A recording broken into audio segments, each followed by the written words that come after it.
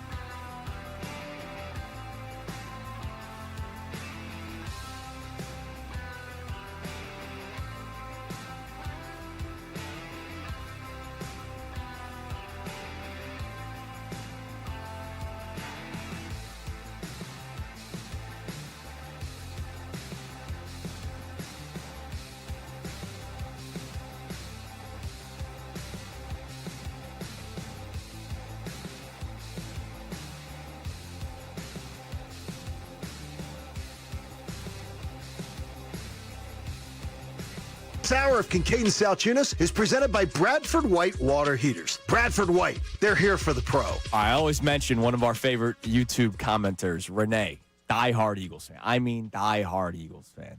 Renee, it's okay. What's that?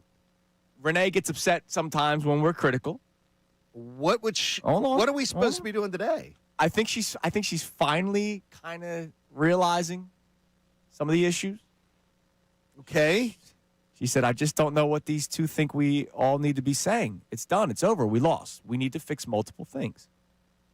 First off, if we just said it's done, it's over, the show's over. The show's over, yes. I could go back to – I'm actually kind of tired. Yeah, okay. The Eagles lost on Sunday. We're not going to talk about it. We're just going to move on. Move on. But we're realizing that there are flaws with this football team. Are there? That's amazing. And flaws that could potentially hold them back. Because the most recent thing, and Connor, I don't even think you were wrong in saying this. The most recent thing that I think people were hanging on to, like as far back as last week, right? Like I'm not going back a month, was, the Eagles had flaws, but look at the rest of the NFC. Yeah.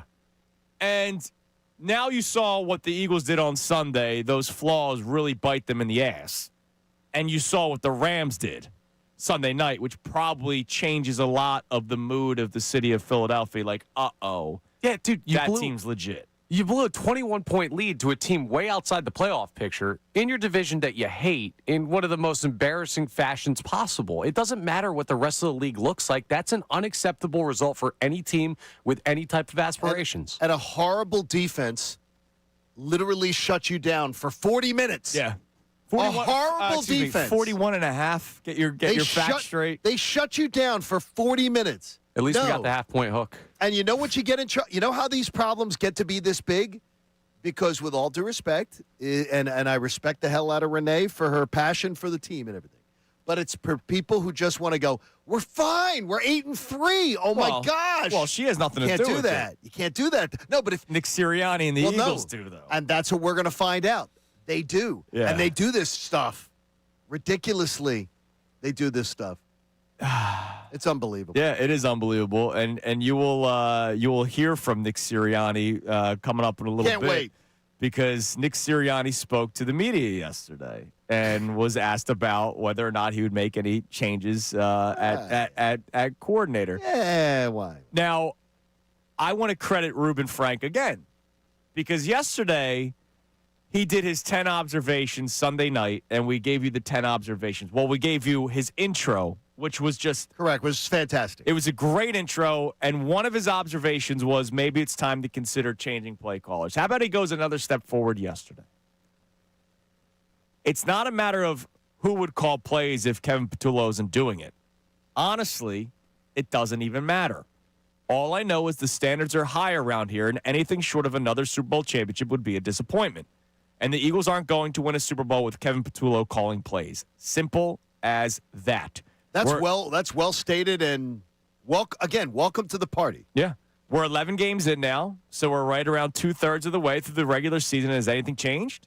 Has anything improved? No. Has anything made you believe the offense is on the cusp of greatness? Has anything given you hope that better days are ahead? Not a darn thing. Okay, can I say and this is a reporter, so this is not, super fan. This is a reporter. Can I say something to you, though, is that the idea of, did you, when you did, and you came up with the idea, not me. What do I do? Of the 50 days of therapy leading up to the season. Because honestly, I sort of want to scream from the rooftops.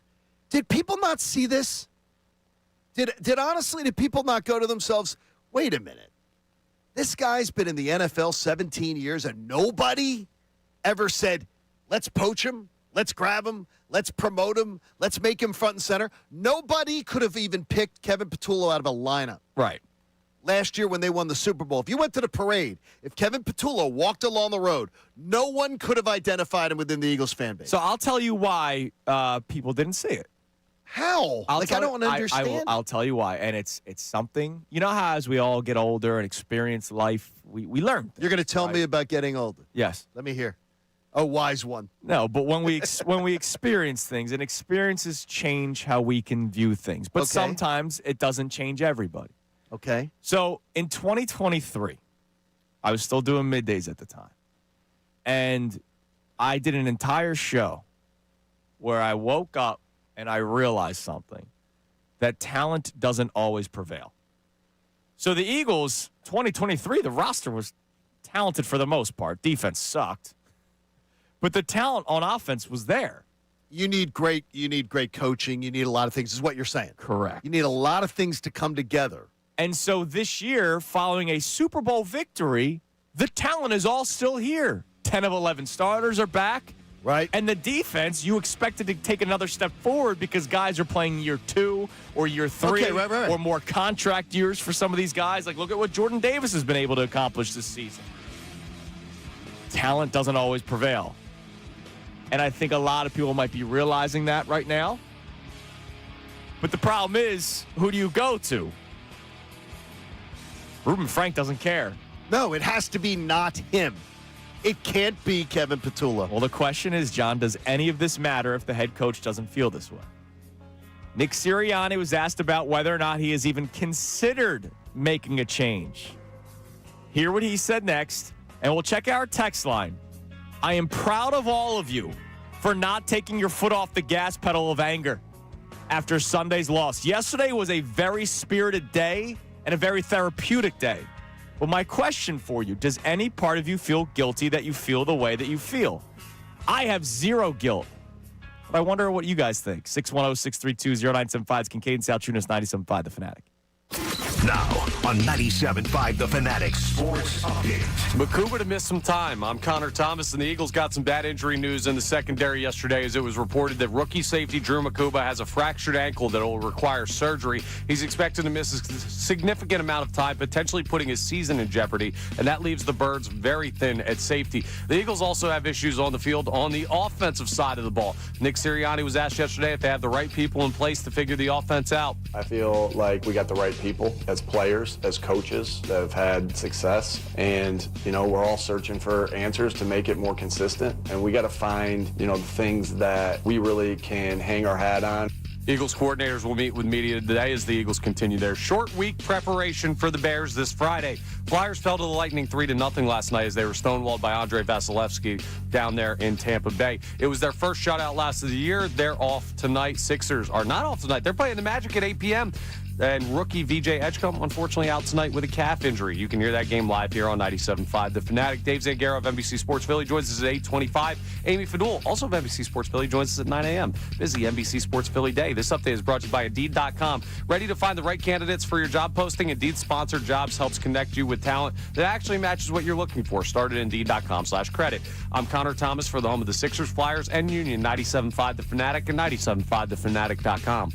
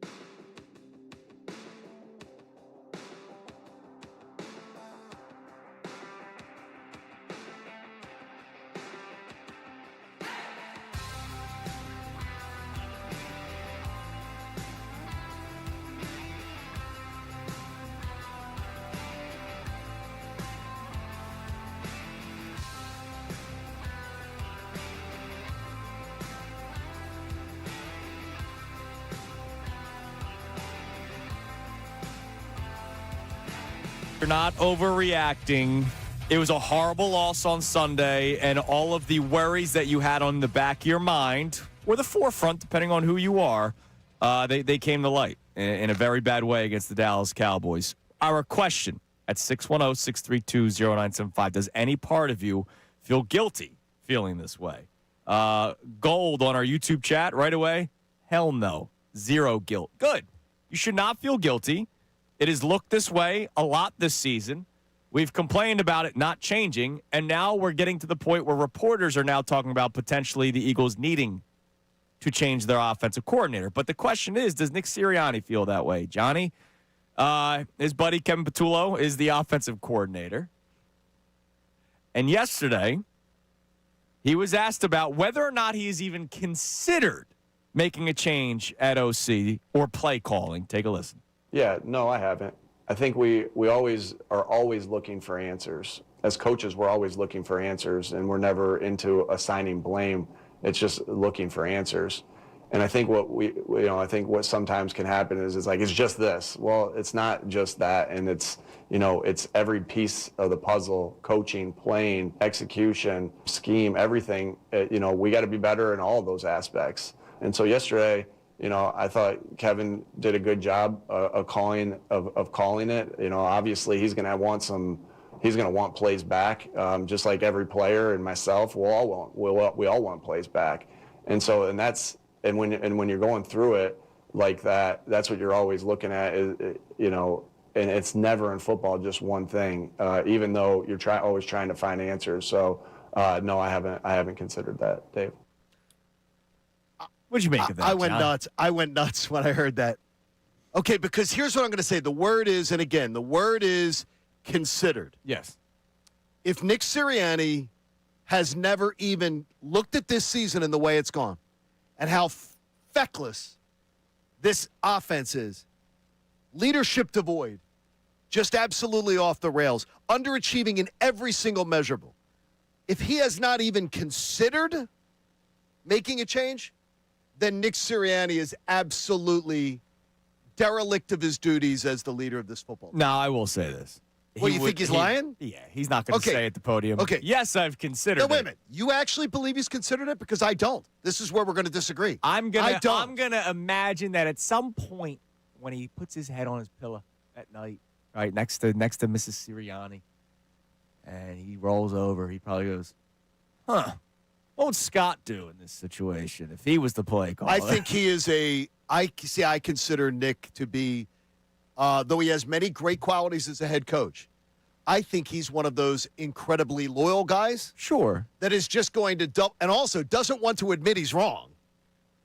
Remember, he said these same things with Johnson in 2023 when the season went into the dumpster. Yeah. The bagster, I should say. He said these exact same things. He is one of those guys that is just going to double down on, I'm going to be right, I made the right call. Unless he does not think that there is a legitimate replacement on staff. That is incorrect, because there are two guys that are more experienced with the ability to call plays or to be able to do that during a game on the offensive staff than this man that they gave the job to. Bottom line, it's ridiculous that if he hasn't even considered it, I'm not saying he has to have done it. Right.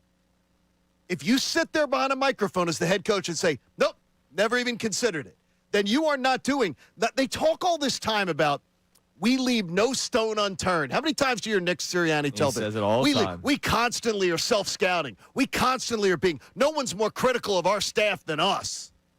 Well, Nick, you're failing us. Well, you are again, absolutely failing us because you are not leaving any stone unturned. Because this is the big boulder sitting right in the middle of NovaCare, and you're not looking under it. Yeah, but do you agree that if he did consider it, he wouldn't say it? Because he was not going to. He won't say it. He won't say that. Then he just is. I would say we look at everything. We're critical of everything. Because if you're going to tell us, and he beats his chest. Yeah, but the second he says we look at everything instead of saying, no, I haven't considered it, everybody starts writing articles about, How about every one of us is constantly under review? If you're going to beat your chest like you're going to be King Kong and always tell us how no one's more critical than us. No one's more critical of us. We go in and we tear apart everything we do.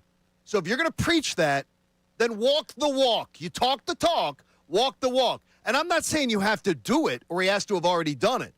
But if he's not even considering it, that's a disgrace. Yeah, but here's the deal. So it's a disgrace. In the 7 o'clock hour, we're going to play you another clip from yesterday's press conference, and it was about the Landon Dickerson comments that he made Sunday night. And in your email, you even mentioned it. He didn't really answer the question, which he didn't. Which probably tells you the real answer. If he doesn't answer the question about Kevin Patullo, or if he says we're always evaluating ourselves, it would cause a firestorm about whether or not the Eagles should change play calling duties.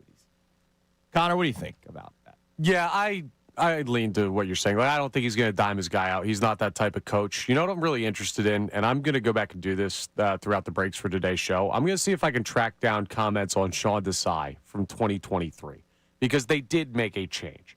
And I wonder if at any point we can find a clip of Nick Sirianni saying, something similar. I haven't considered a change. Here's one thing with Sean Desai. Sean Desai was more of a implementation by Howie Roseman. Johnson was the implementation by Nick Sirianni. Right, but Nick Sirianni literally watched the building burn down. No, but what Connor's saying is before they made the change, it was the Bills game when they took away the third down play calling.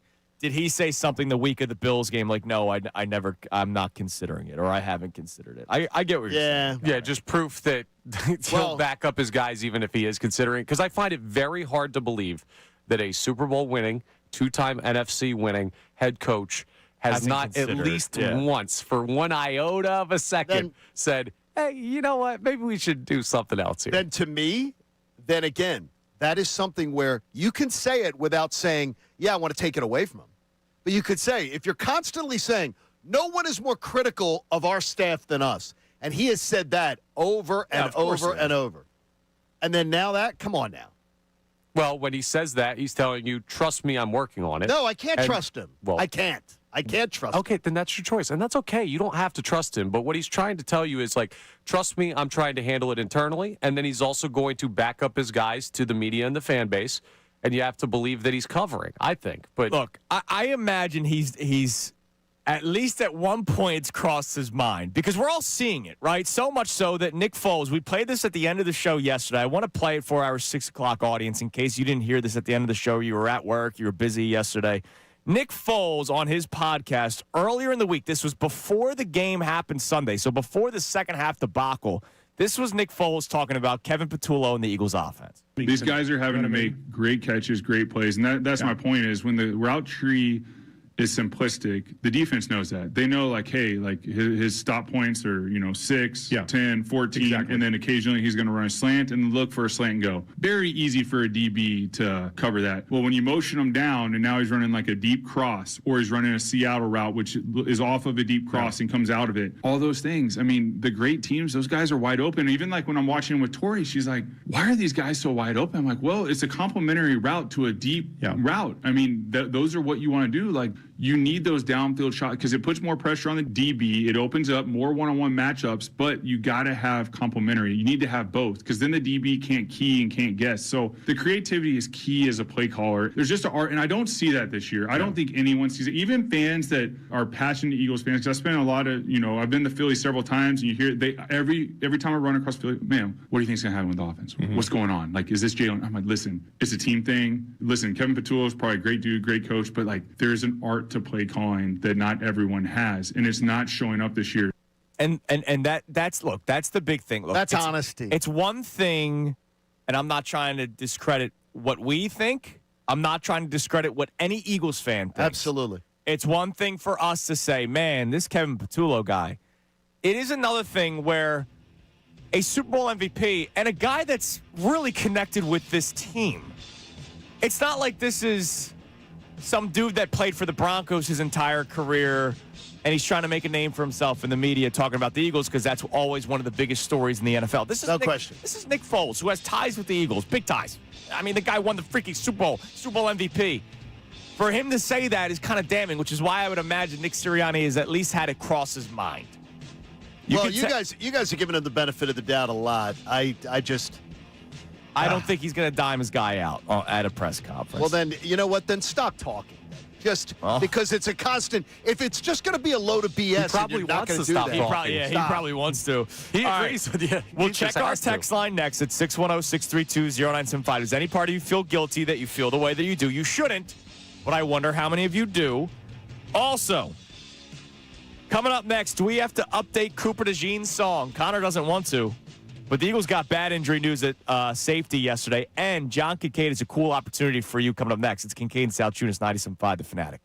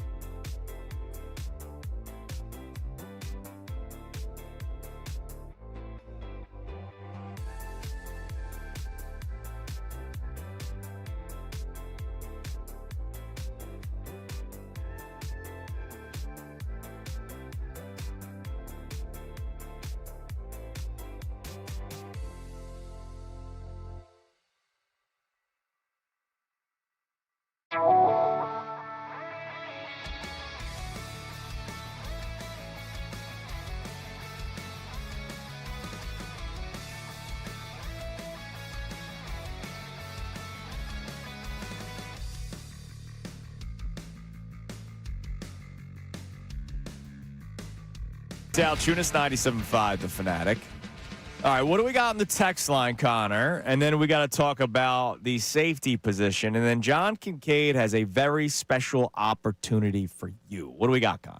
All right, so we got people talking a little bit about guilt, and this texter checks in and says, the only person that should feel guilty is Nick Sirianni for not making the switch at OC. It would be malpractice and disrespectful to keep Kevin Patullo in this role. I'm proud of Eagles fans. I'm telling you, I woke up this morning, John, feeling proud that all day yesterday, the heat toward the Eagles never really seemed to lighten up. Like, even unfiltered, our own Bill Colarulo talking about making a change at play caller. What? Like, that's how. Wait. What are you talking about?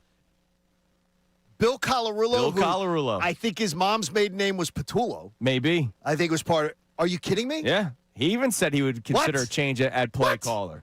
Bill Colarulo? And look, I'm proud of this city because this is not 2018, where after the Eagles won the Super Bowl 52, a lot of people lightened up a little bit.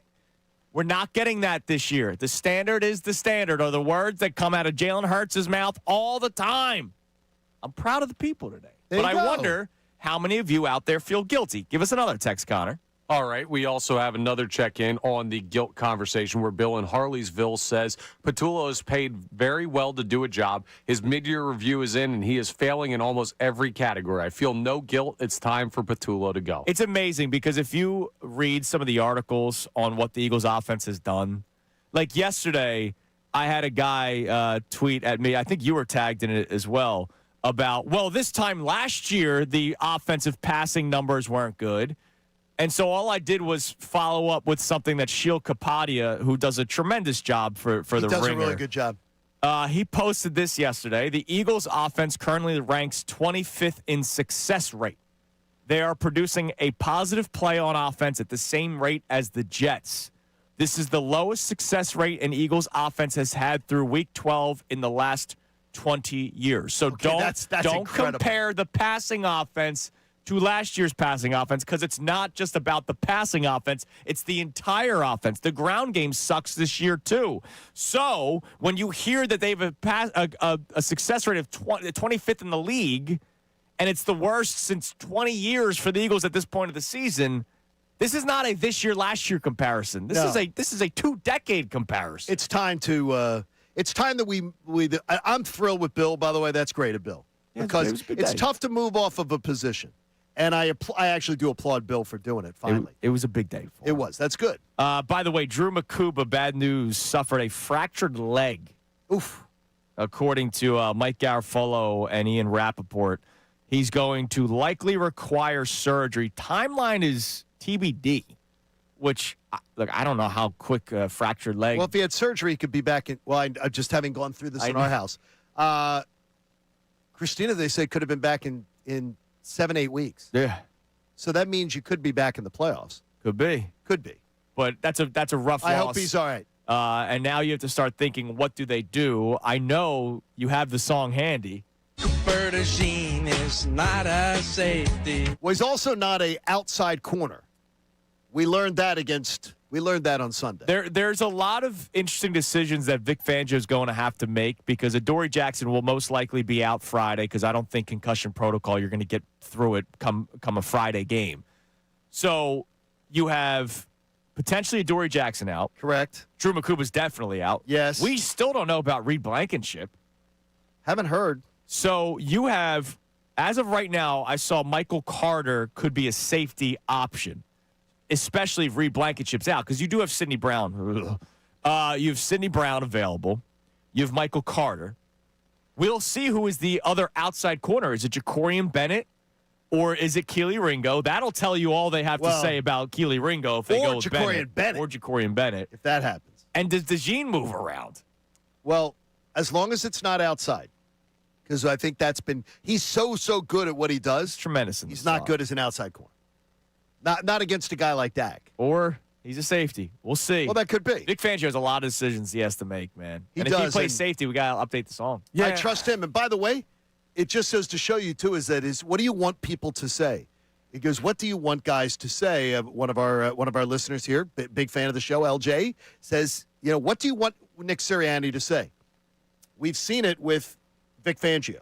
Vic Fangio has no problem answering a question honestly. He has no problem saying, oh, Howie Roseman's highest-priced free agent? I'm not playing him because he's not good. He hasn't been good enough. He's got to get a lot better before he's going to be We've seen it. There are coaches that don't feel the need to hide from you. I'll say this: there was a big difference between player and coach, though, because if Kevin Patullo gets stripped of play calling duties, it's not like he's going back to it. Like Bryce Huff could have gotten better in practice and figured out the system better, and then all of a sudden he's back on the field. Whereas if you strip Patullo of play calling, you're not going back. That is correct. I'd be totally fine with that, by the way. You would. That would really make I think my we're all day. there at this point. All right, tell us about Friday. Okay, this is very simple. Friday, we have a fantastic day planned, and it's going to be great. It's the Real Fan Tailgate coming up on Friday, which is going to be just absolutely awesome. So you want to come out for it. It's going to be great. It's the True Fan Tailgate, Eagles, Bears, coming up on Friday. I'll be hosting it. Looking forward to it, getting out right after the show and going down. In case people don't know, Philly Sports Strips is transitioning to True Fan Travel. It's kind of it's the same company. It's the same company, but it's just a different name. Yes. True Fan Tailgate. It's going to be great. We're talking free food, free booze, entertainment, and a sea of Birds fans that are waiting to hang with you. Maybe even the Salciunases will be showing up. Sources are telling me that's could very happen. likely that Well, that Andrew would be great. My sources are telling me that Andrew Salciunas might be at this tailgate. Well, here's where you have to text us if you're going on Sunday, or if you wanted to go to the tailgate and then maybe head out to watch the game somewhere, you can do that too. It's from 11 to 2 this Friday. So the first text that is received by Connor Thomas this hour at our number, 610-632-0975. Last year, since Papa Salciunas may be joining Andrew down at the game, this would be the second time they've attended a game together. Tell me when the first one was. And if you can tell me in a text, just give me the game of when the first time that Andrew and his father went to a Birds game, and they also enjoyed the Philly Sports Strips tailgate, I'm sure, then you can win a pair of passes to go to the Friday tailgate with us. Well, I will say Don't give anything away. Last year was not our first ever game. Oh, it wasn't? No, it was not our first Well, that's ever the one game. you talked about, though. It was the first one in a while, First right? one at the link, right? No.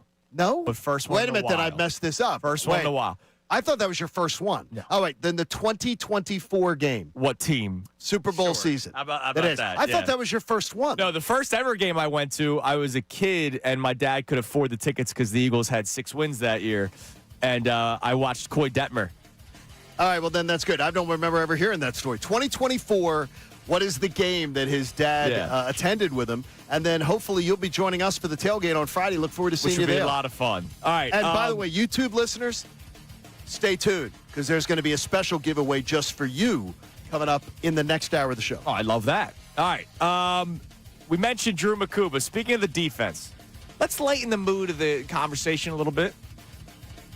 Jordan Davis has been a beast this year. And he's asking if they can borrow a nickname from another historic team in Philadelphia. It's Kincade Salciunas here on 97.5 The Fanatic. Now on 97.5 The Fanatic Sports Update. A loss in the secondary. I'm Connor Thomas, and the Eagles got some rough injury news in the secondary yesterday as it was reported that rookie safety Drew Makuba suffered a fractured ankle in Sunday's loss to the Cowboys. It'll require surgery. His season is now potentially in jeopardy, and at the very least is expected to miss a significant amount of time, leaving the Birds thin at safety. So we'll see what Vic Fangio has in store for the Black Friday game against the Bears. The Eagles also have issues on the offensive side of the ball, though. If you haven't noticed, and Nick Sirianni was asked yesterday if he's considered yet a potential change at offensive play caller. No, I haven't. And I think that it's never like it's just this. Well, it's not just that. And it's every piece of the puzzle, coaching, playing, execution, scheme, everything. We got to be better in all of those aspects. Eagles coordinators will meet with media today, so you'll hear from the guy whose job was in question a little bit, and Kevin Patullo, and also Vic Fangio. Eagles, again, they'll play the Bears on Friday. The Flyers fell to the Lightning 3-0 last night as they were stonewalled by Andrei Vasilevsky. It was their first shutout loss of the year. They're off tonight. Sixers play the Magic tonight at 8 p.m. BJ Edgecombe out with a calf injury. You can hear that game live here on The Fanatic. We'll talk to Dave Zangaro at 8:25 for the latest on the Birds. Amy Fadul joins us for the entire 9 o'clock hour. I'm Connor Thomas for the home of the Sixers, Flyers, and Union. 97.5 The Fanatic and 97.5thefanatic.com.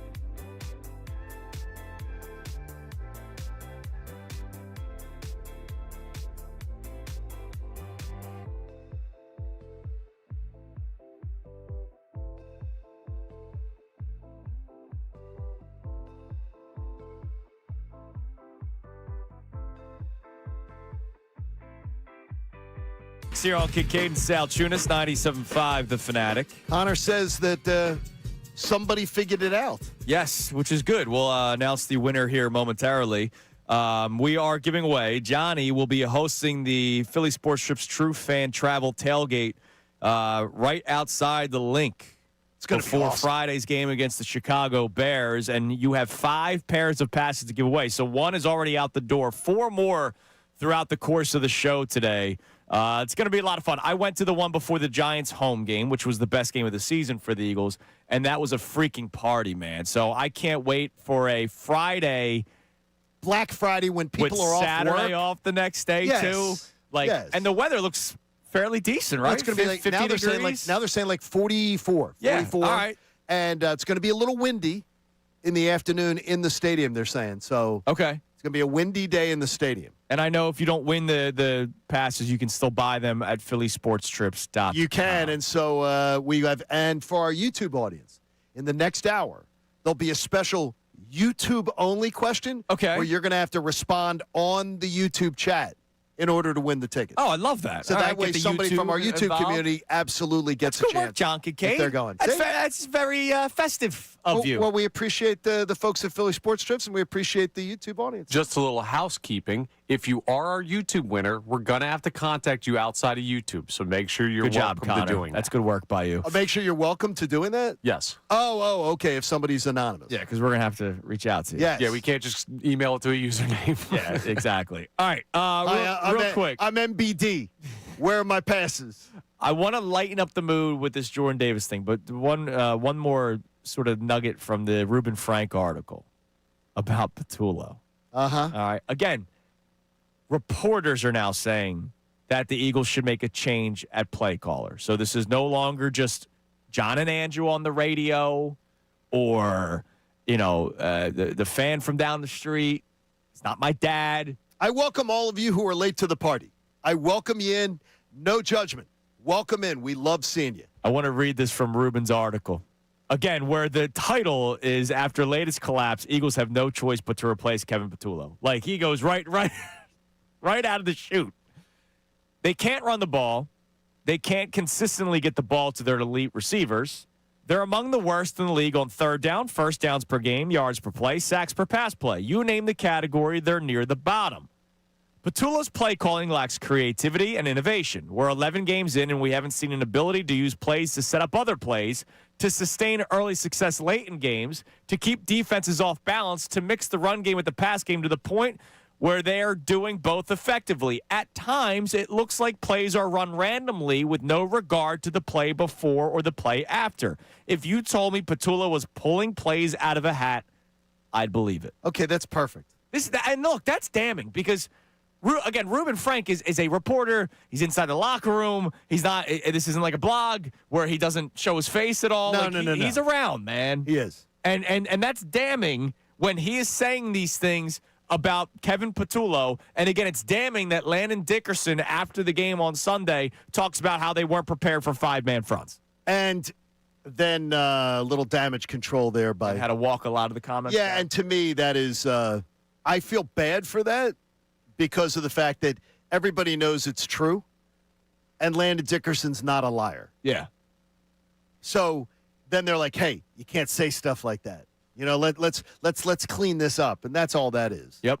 Cover it up. By the way, congratulations to Alex in Levittown, who was our first winner of the 5 pairs of passes to the Philly Sports Trips True Fan Travel Tailgate this Friday. Before the Birds take on the Bears. The answer was the Panthers game from last year my dad and I went to. Which they should have lost. Yeah, if Xavier Leggett doesn't drop the ball. Seriously. They waste the clock out. They win the game. It's over. Hopefully Friday's a little less stress-free. I You're agree. listening to 97.5 The Fanatic, WPEN, HD1 Burlington, Philadelphia, Beasley Media Group Station, broadcasting live from the Comcast Business Studios, powering possibilities. All right, I missed this. You saw this on the pregame show on Fox with Jordan Davis? Is that correct? It was the pregame show on Fox. It was a whole feature on the Eagles defense. Was the entire story. And it was really, really weird to me to see it, even though watching Jordan from the time he went to the University of Georgia, I didn't find it shocking. Yeah. Jordan Davis was the most vocal person on the entire feature. How about that? And it was all about how the Eagles' defense is dominating. And by the way, the panel said that the Eagles' defense they believe was the best in football. Okay. So Howie Long, Terry Bradshaw, Yeah. they all believed, Gronk, that it was the best in football. Well, So they're talking. And what was really, really interesting about it that just sort of blew my mind a little bit. what did he call Emeka Egbuka earlier this year? I could play my that God. again. Oh, a that little was bit so if you great. want. That was funny. I'm sorry. They literally were talking about the whole defense. And what was clear was, first of all, Jalen Carter said, it all starts with the big man. Our defense, it all starts with the big man. Yeah. And then Reed Blankenship backs it up. That Jordan Davis is the guy, because we've been wondering, where's the leadership coming from? Mm-hmm. They made it clear in the piece that the leadership is coming from, they're following Jordan Davis. I love that. I think it's great. The only question is, how long is Jordan Davis going to be here? Are they going to sign him and keep him around? That's sort of what I was taking away. It was clear. Jordan Davis was the spokesperson. Jalen Carter said we follow his lead. Mm-hmm. Reed Blankenship and Reed Blankenship backs that up. That it was Jordan Davis's defense, and Jordan Davis wants a name. So I need a ruling from the two of you, and I don't know whether you two are the two, with all due respect, Right. that should have a ruling on this. Considering our age, yeah. Because you weren't even born. Jordan Davis says, we want to be called, quote, we want to be called the Broad Street Bullies. I think we should bring the Broad Street Bullies name and borrow that from the hockey team because we bully people. Yeah. And that's what we want to be known for and as. So I'm going to ask YouTube chat, going to ask our texters, are you okay with that borrowing of an already legendary name? To me, that nickname existed before I ever left middle school. Right. I say fair game, and I think the Flyers would be fine. So with it. I think as long as you're paying homage to what the Flyers did, like, you know what would be really freaking cool if there was like a photo op of some of the bullies with Bring him back. Dave with Schultz, with these bullies. Dave Schultz, Jordan Davis. Right? Like, Dave Schultz, who coached his last high school game versus me, how about that? and left the game being escorted off the ice by the police. I love that. But that's another story for another day. But I mean, it's like, to me, the Broad Street Bullies reunite Yeah. with these bullies. That would be great. Like, if you had the Broad Street Bullies come to an Eagles game and they're wearing maybe their nameplate but in an Eagles jersey. Like, how cool would that be? Or how about a photo shoot with Jordan Davis wearing Dave Schultz's jersey? Right, exactly. Where That'd be a big sweater. And Dave Schultz is wearing the Jordan Davis sweater. I think that's jersey. a beautiful thing. I like the idea of this. And what don't you like about it? You don't like two-time champions? I do like two-time Because champions. the Eagles could And be I think two-time that's champions. I think that's part They of it could be. too. And if they are two-time champions, then maybe then we have the discussion. But I don't like the copying of the nickname of a legendary part of this sports scene. What, you want Broad Street Beasts? I'd like something original. There's so much out there. I totally get you, because I have a friend who's a big Flyers fan who was like, no way. Yeah, I don't. No way should they touch that. And I'm like, what if the Flyers have no problem with it? Now, I I will love say, JD, I but- do like that the Philly Dogs already exists, and that defensive line is pretty much all Georgia Bulldogs. Exactly. Like, I mean, it exists. They haven't, but they want to be called as a unit. Yeah. And they all said it. Sure. By the way, Blankenship was on it. Cooper was on it. Jalen Carter was on it. They want to be the Broad Street Bullies. Sure, we all love Tyrese Maxey. All right. Allen Iverson still clearly has love for this organization. But if Tyrese Maxey one day steps on an interview and says, I want to be the answer. Yeah, but that's a single person. Yeah. Okay. That isn't a Still. collective group. Collective or other, find your own thing. And by the way, a lot of the group is not alive. But and Like, I mean, a lot of the Broad Street Bullies have since passed. right. I know the Flyers would be okay with this, but again, I think what you say, Andrew, is the proper homage. Yeah, and look, Paid. things get copied all the time. Like, Do you think the Seattle Seahawks Legion of Boom was much different than the Flyers Legion of Doom? Like it's one letter different. Sure, then make one letter difference. It's different though. It's not the same exact thing. How are you gonna change it? I don't know. That's Broad for Street Woolies? That's for Like, them what- to what are you figure gonna out. call Well, the What are you gonna furries, call you talked about the furries earlier. Yeah, Sean Rodman would be a big fan Sean of it. Rodman might join them for one of their events. Be nice to Sean. He's working hard back We there. love Sean. Yeah, he's working by himself again. Yeah, we love you. Thank you, Sean. Thank you, Appreciate Sean. You're the best. I'm for it, but I'm curious. I wonder, to your point, I know there's a lot, like I remember. Like I have a friend of mine who is absolutely adamant. No. I was on the air. This is very random. I was on the air the day JT Realmuto selected the number 10. Okay. And people were furious. People were furious. Because of Dutch. But they don't retire the number. Exactly. But, like Nick Foles, nobody's going to wear Nick Foles' number until it's right. Like, that's kind of I got agreed you. upon. I remember people were furious. So I wonder how many people would be anti that. I the guarantee Legion of you Doom. we're going to get some. They want to be Broad Street they want Bullies. to be the Broad Street Bullies, and they asked for it on national TV. All right, let's get some response on that. We have a lot already. Good. Really? Good.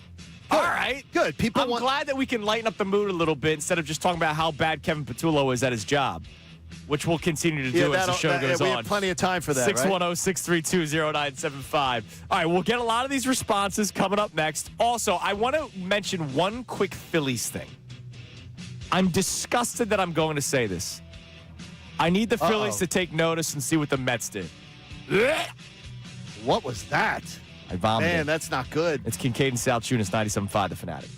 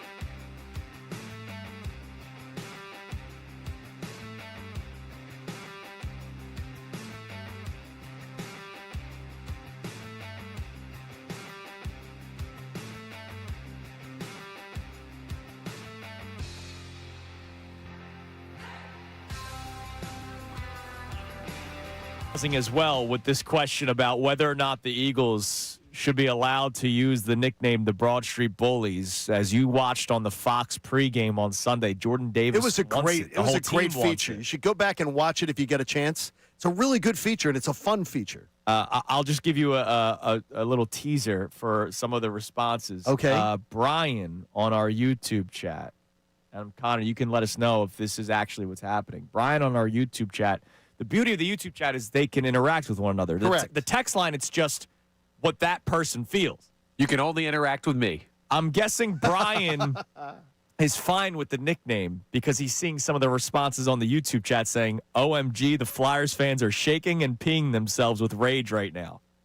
I wonder about that. No, because I can tell you. Well, no, because he's seeing responses. No, but I can tell you, one of my very good friends who was a huge Flyers fan, was like, no way should that ever be allowed. It should never be allowed. This is a disgrace. That's a legendary team. And I said, with all due respect to this person, I said, you're in your 60s. I said, this is an entirely new generation. And I think the Eagles would never do something and not show the proper homage to the Flyers. Right. Exactly. They would never do that. Yeah, they're a smart organization. It's the same reason I don't want a perm and the big high top shoes and everything. Like I'm a next generation guy. I want something different. I want my own thing. Well, you wear 70s length shorts. Yeah, you do. Yeah, you look. So I mean, you wear shorts you could play in the old school NBA. You wear shorts like you're in the old school NBA. They're not that bad. And you say, yeah, these are like the normal length now sold. I'm like, no, they're not. They're like they really twice the aren't. length of the Bob Cousy shorts. Yeah, Come they're on. terrible. So real quick, one Phillies note, and I think you'll agree with this, John. What is that? I want them to take note of what the Mets did over the weekend. And this pains you. It pains me because I freaking hate the Mets. But they did something over the weekend that obviously probably was lost because of NFL Sunday, but also here in Philadelphia. What did they with the do? Eagles. They traded Brandon Nimmo to the did. Rangers for Marcus Semien, who's at a time was a pretty good running back, second baseman. Did Nimmo give like a big goodbye to the Met fans? I wonder on socials. I don't know Because he's such I also hate him. He's such a look at me. He is. Yeah, exactly. Brandon Nimmo has not been like a problem for the Mets, right? No, not at all. But I think the Mets realize we need to make a change. You mean change things up? Let's shake change things yes, up. Yes. Almost just to change things up, which is exactly what the Phillies need to do. And so it pains me to say I want the Phillies to look at what the Mets are doing. I'm not saying I wish they made this trade. Like, I'm not saying they should have traded Brandon Marsh for Marcus Semien. He's 35 years old. I don't even think it's that incredible of a trade. But the Mets are mixing things up because they feel the need to mix things up, which the Phillies need to mix things up. Yes and no.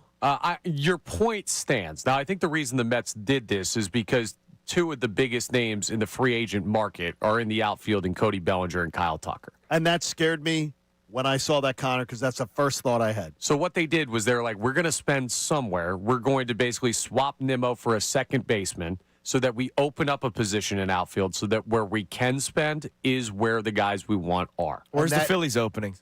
It is in the outfield. The difference is they're spending at DH. So Yeah. Are they?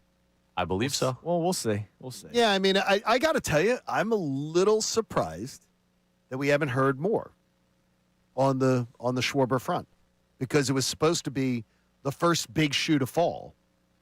And, I'm not surprised because if I'm Kyle Schwarber, I'm going to see just how many pennies I can get. Well, that means that's exactly what Schwarber's doing. And the Phillies have said from the very beginning, whatever it takes. And that's bad news for the Phillies.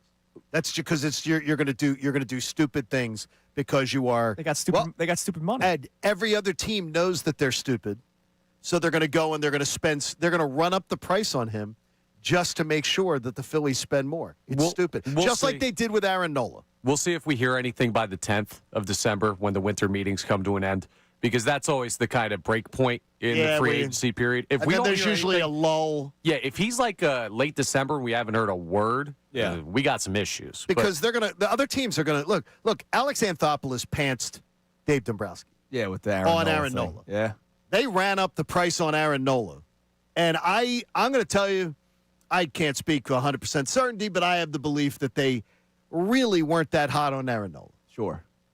And they were like, let's run that price up. Let's run it up.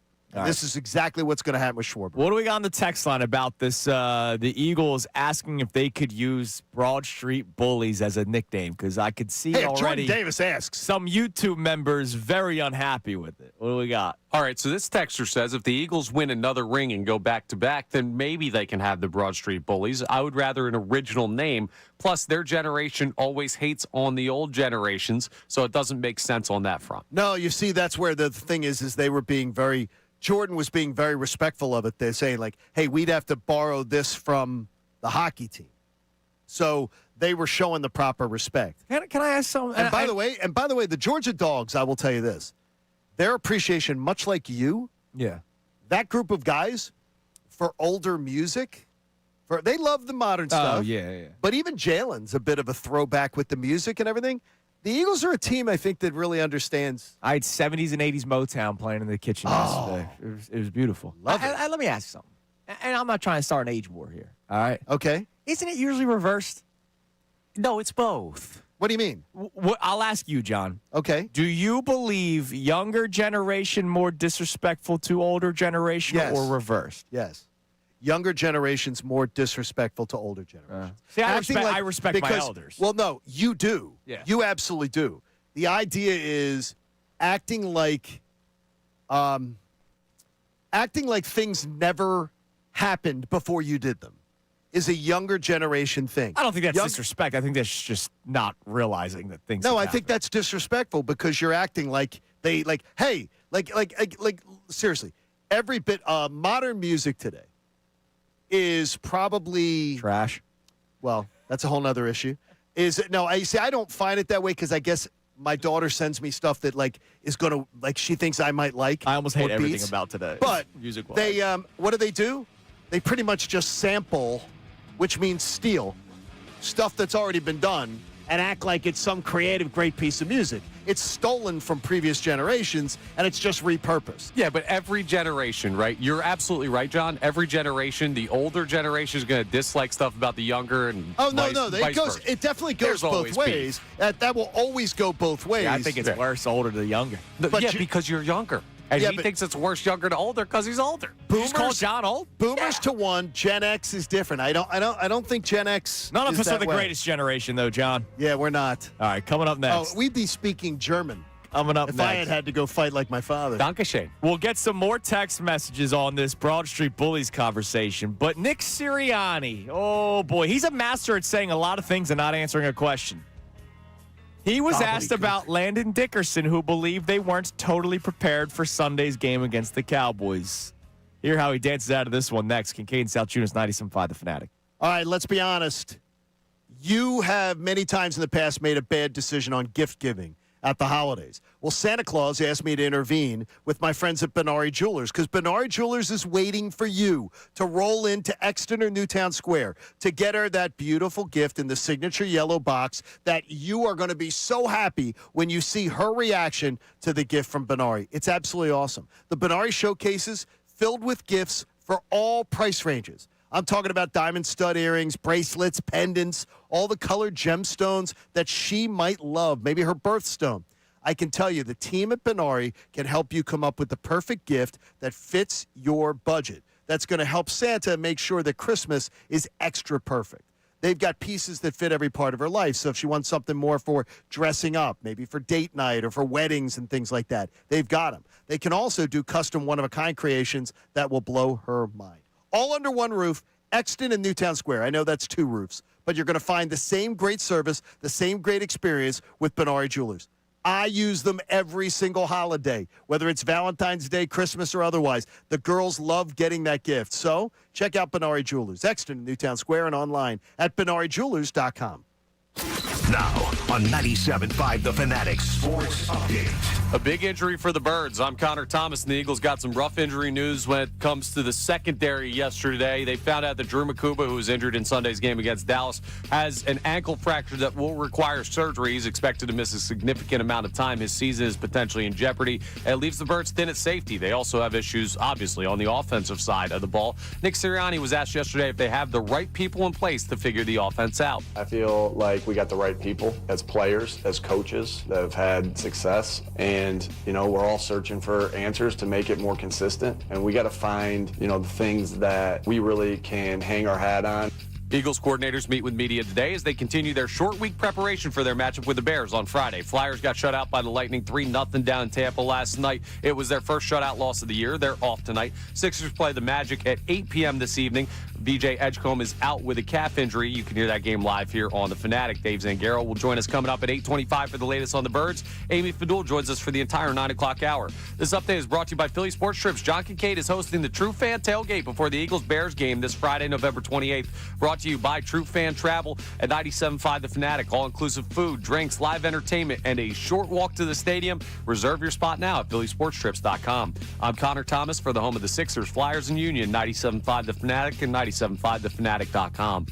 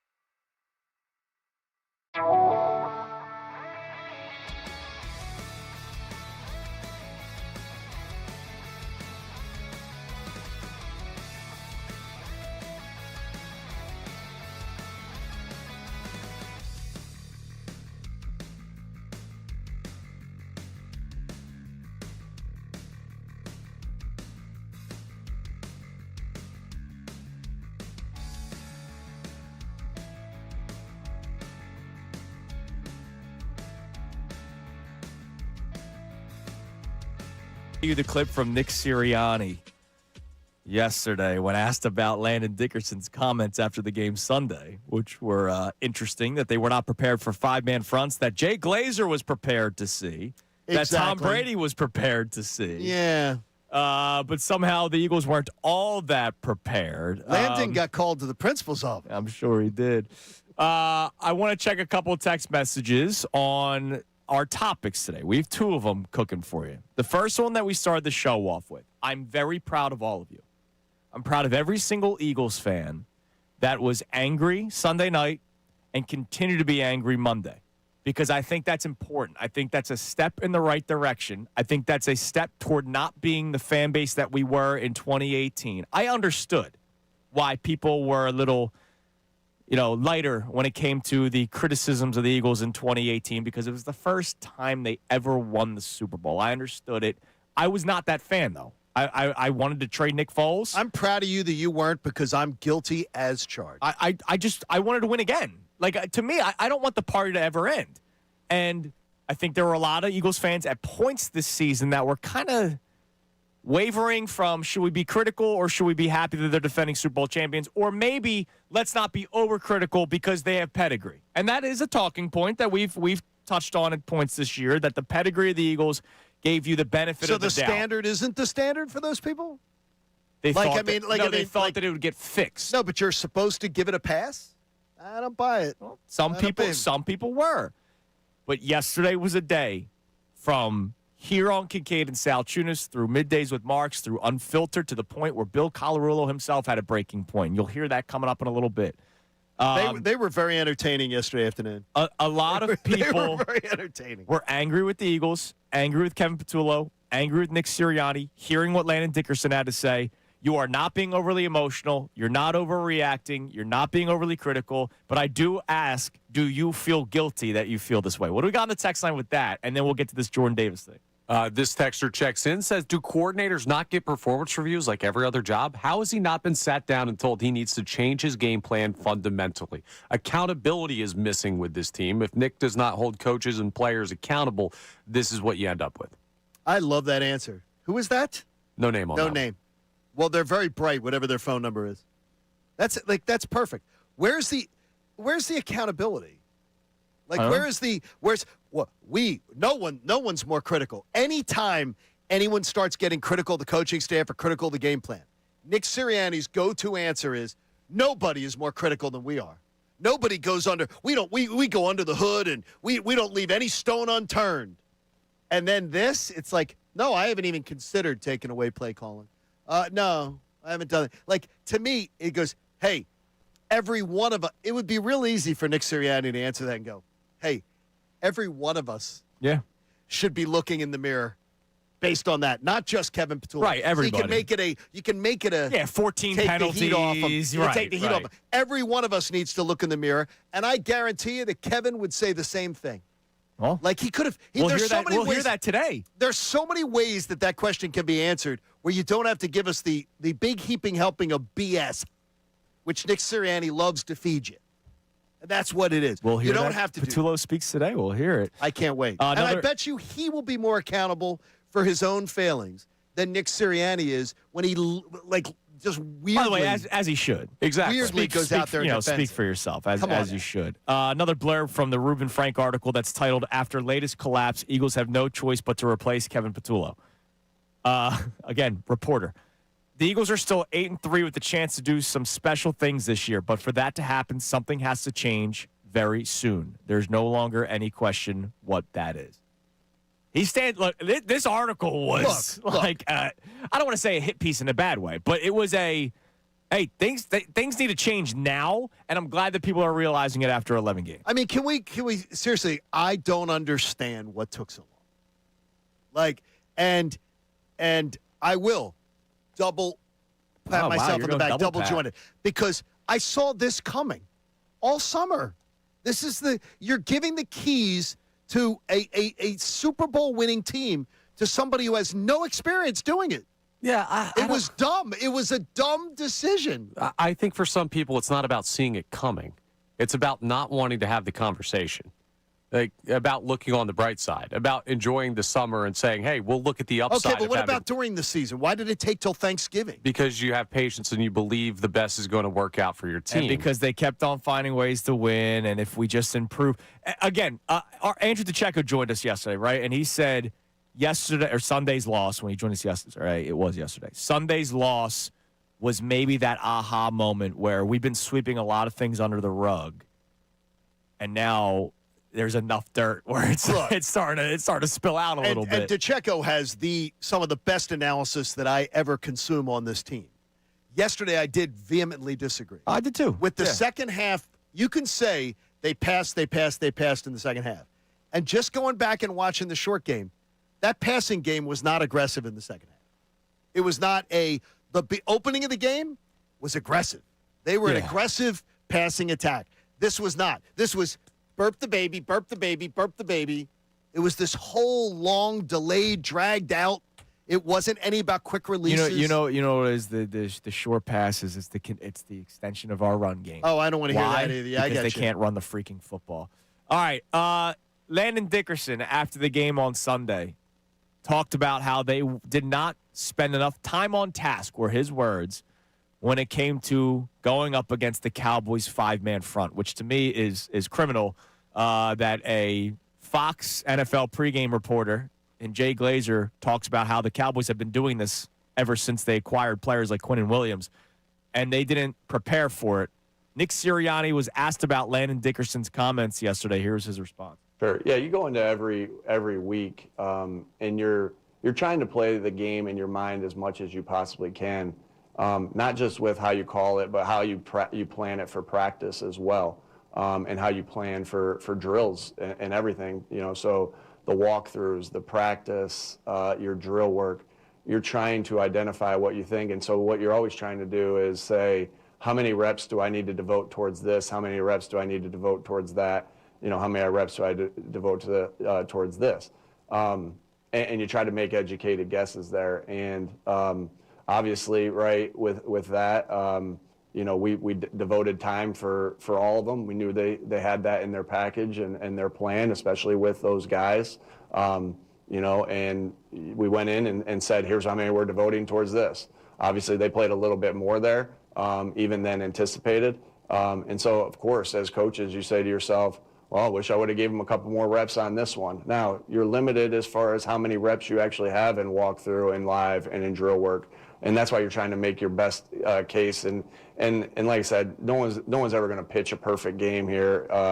And that's in your planning sometimes as well. And so, looking back at it, you're like, yeah, sure. I wish we would have given us a couple more reps there. But that's how you go into a game of thinking about it on that. And those are the discussions that we have as coaches after the game. We prepared for the things that we thought we were going to get, some more than others, and then sometimes it doesn't play out that way when you look at it after the game. What was that? He didn't answer the question. I swear to you. He just talked a lot. Oh, my gosh. That is word salad. He's been so good with this, and now he's venturing back because when he can't give you the honest answer, he goes into these just I don't know what that was.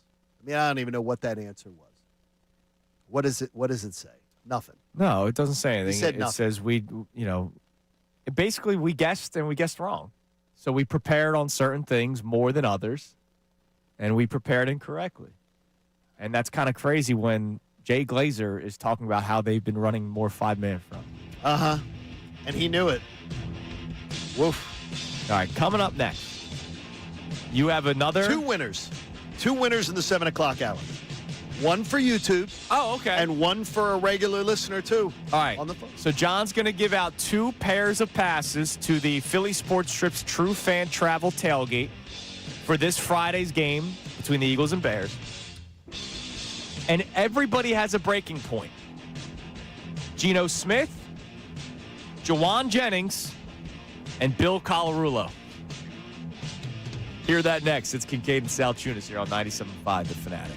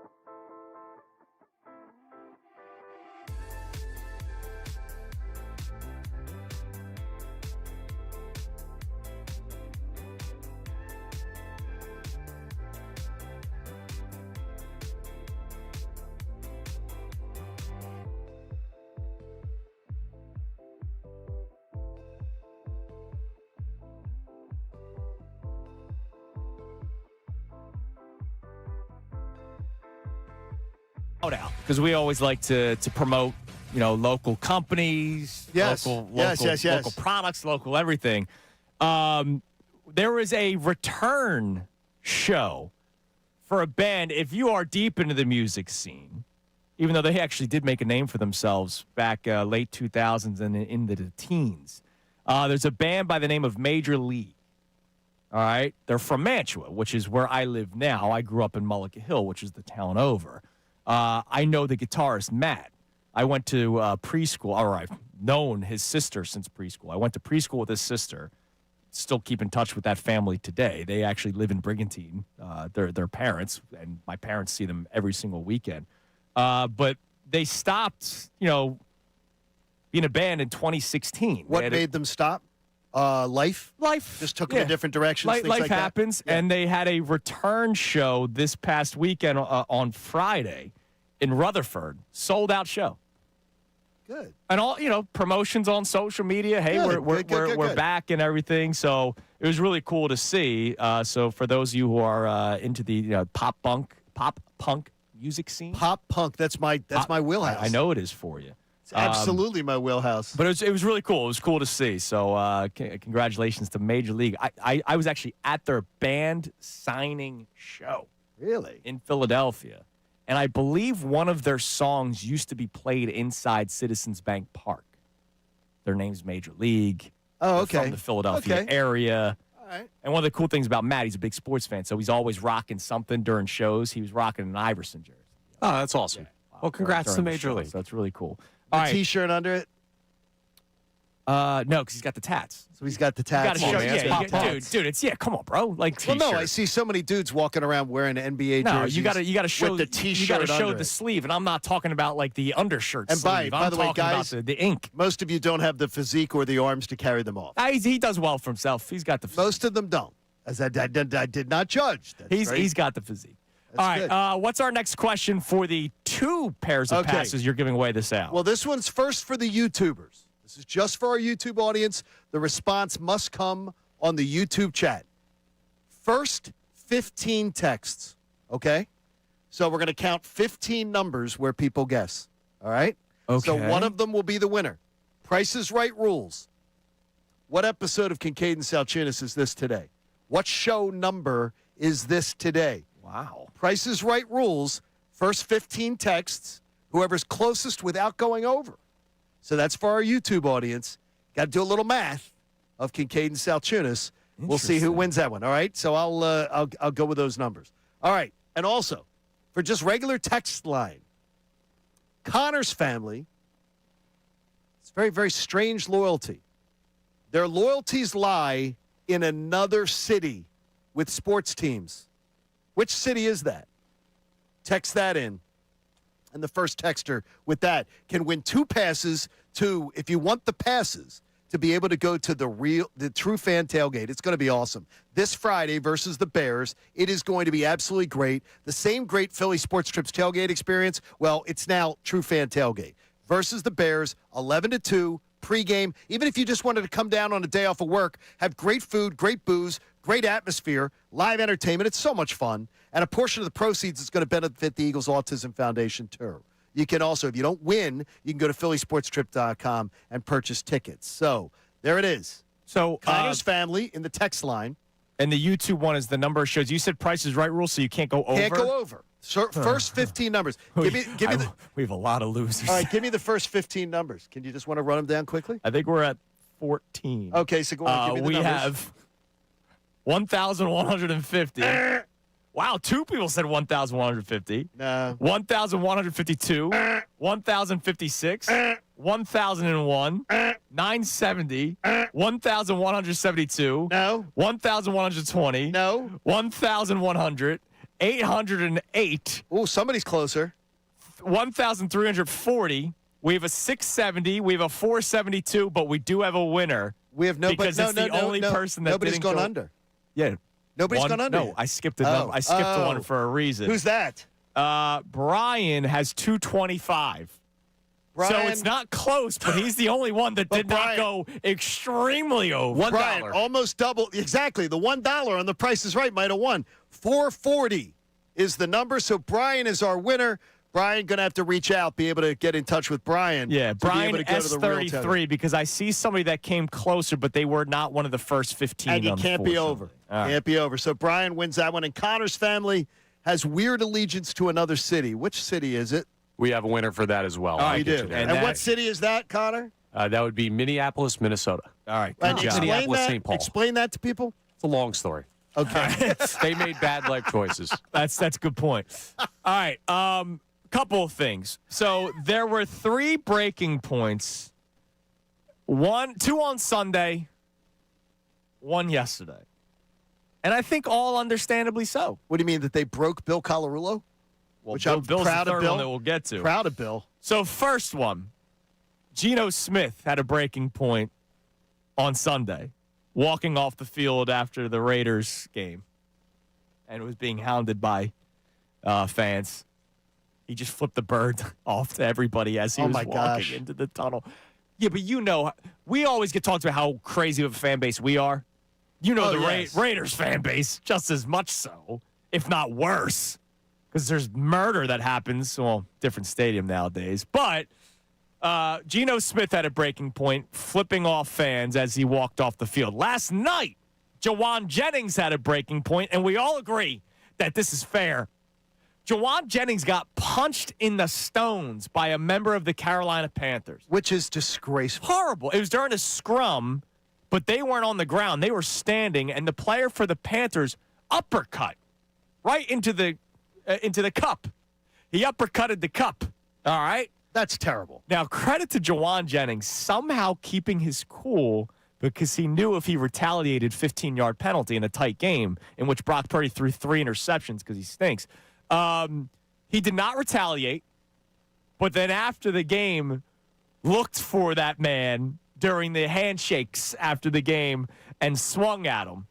Which is crazy. Fair game, in my opinion. Oh, no, I absolutely agree. Punch in the nuts, fair game to punch back. I agree.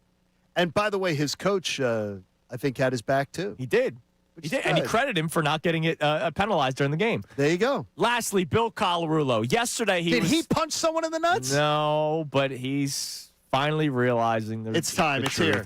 Bill Colarulo was talking about the ground game and how much of a problem it is for the Eagles and the offensive line. But I want you to hear just the first 10 seconds of the clip. And the reason why I'm playing is because if it looks better on Friday, I don't want all of a sudden flip-flops, all right?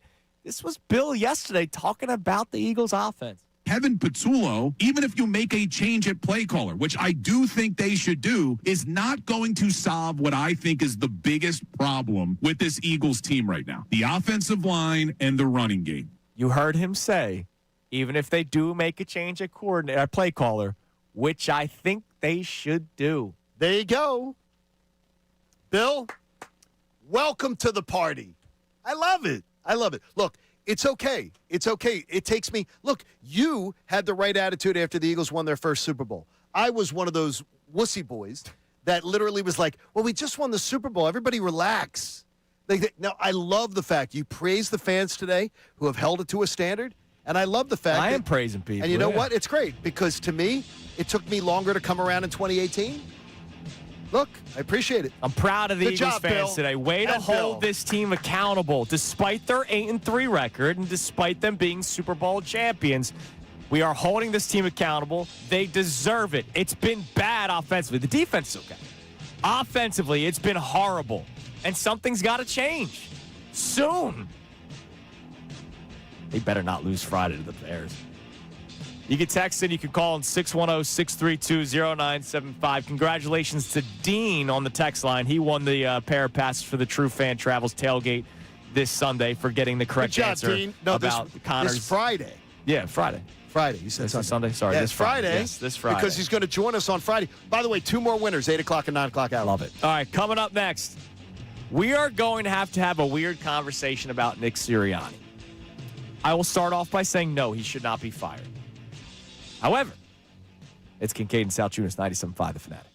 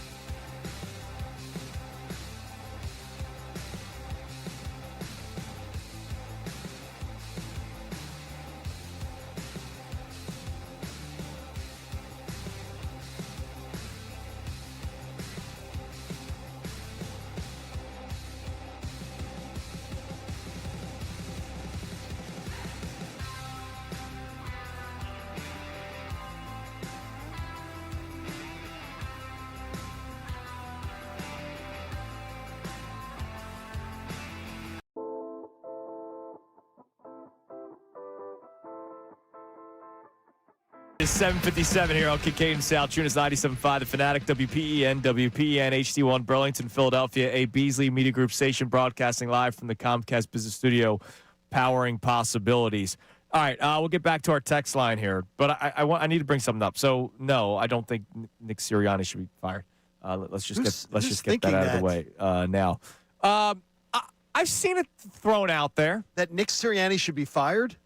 Here's the reason why I've seen it thrown out there. Not fired like today, but at what point do you go, man, every time we have to keep on bringing in offensive coordinators, right? Well, that's real. Either one comes in and wins and gets a new job, or the next guy comes in and it's not that good. And so far, Shane Steichen wins, gone. Brian Johnson, not good, gone. Kellen Moore wins, gone. And I'm just going to assume that if the Philadelphia Eagles do not win a Super Bowl this year, Kevin Petullo will not be back next year. I will look. Is that a fair assumption? I am going to agree with that 100%. You and I talked about this on post-show headlines yesterday, which we do every single day after the show. Just check out Kincade Salciunas post-show headlines on YouTube, and you can watch them every single day. Connor, I'll ask you, is a Super Bowl the only thing that would keep Kevin Petullo as the offensive coordinator of the Philadelphia Eagles? Yeah, short of a miracle, I can't really project him to all of a sudden wake up to the point where, like, if they lost in the NFC Championship game, like, if they lose in the NFC Championship game, chances are it's because they're not the 1 seed and they have to go on the road, and that's because the offense stunk. Long story short, yes, I agree with you. So if he's not here next year, you're once again in the search of an offensive coordinator. So this is the point I'm getting at. Nick Sirianni can't hire the next guy. No, he can't. It's simple. He should never hire again. Ever again.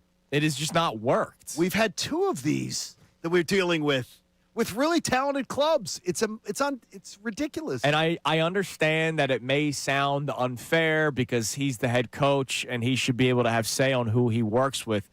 Look, you want to pick the quarterbacks coach and the quality control coach and guys that you're working alongside with, sure. But when it comes to the big boy positions, I need Howie to be the one that makes the call. Because this has not worked for Nick Sirianni. Because here's the deal. Sirianni is not going to take back play calling. He's not. He won't do it to his best friend in Kevin Petullo. He's not going to do it. He wouldn't do it when Brian Johnson was literally floundering. Like they were doing the same 3 plays. Which is what do you have this year? 6? Yeah. 5 or 6? Yeah, it's not much different. It's pathetic. It's almost double. It's unbelievable.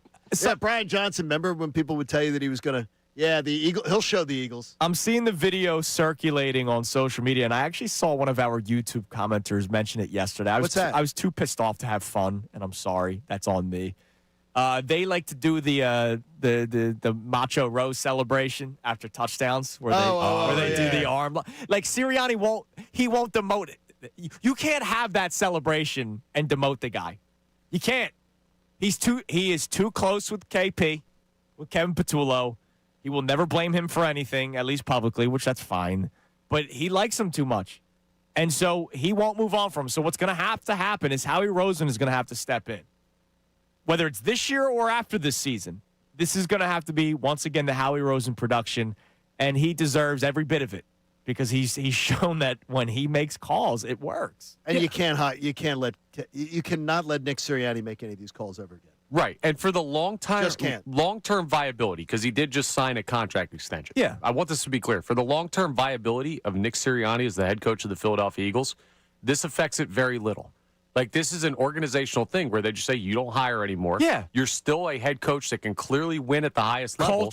Culture setter, I understand when we talk about coaching, we talk about offense, defense, right? We don't spend much time on culture and what they build. No. Well, the thing is, though, is when people talk about it, they can't really speak to it because they're not in there. They're not in the room. They don't know that's tangible. That's why I hear...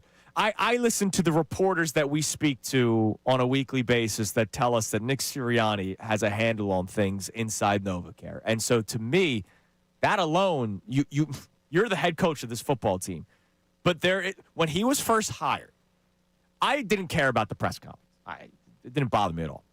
But when he was first hired, my biggest concern, because this is still when Howie was smartest man in the room syndrome at the time, I thought they brought in a guy that they could boss around a little bit.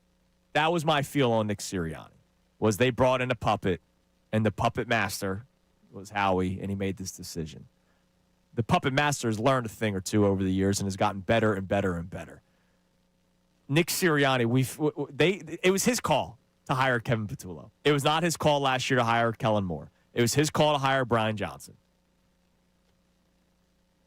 I mean, the results speak for itself. He cannot hire. Yeah. And more importantly, I don't know how Howie Roseman, though, and I think it is one of the few decisions where Howie Roseman, I just go, come on, Howie, that he let him hire somebody with no experience. That's just a first-timer. As Nick Foles told you, and others are telling you, it takes experience.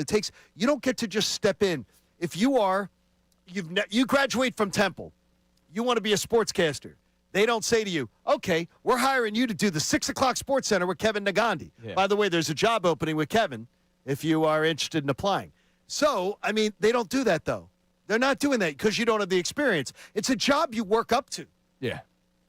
Now, he's been working 17 years for it and somehow just wasn't poached, not as a play caller. which is incredible. Now, MBD on our YouTube chat, I don't understand why this show is 100% focused on Patullo and doesn't say anything about the offensive line. Why aren't we clamoring for changes on the line? MBD, you are on our YouTube chat every single day. You hear us talk about the offensive line. You know that's not true.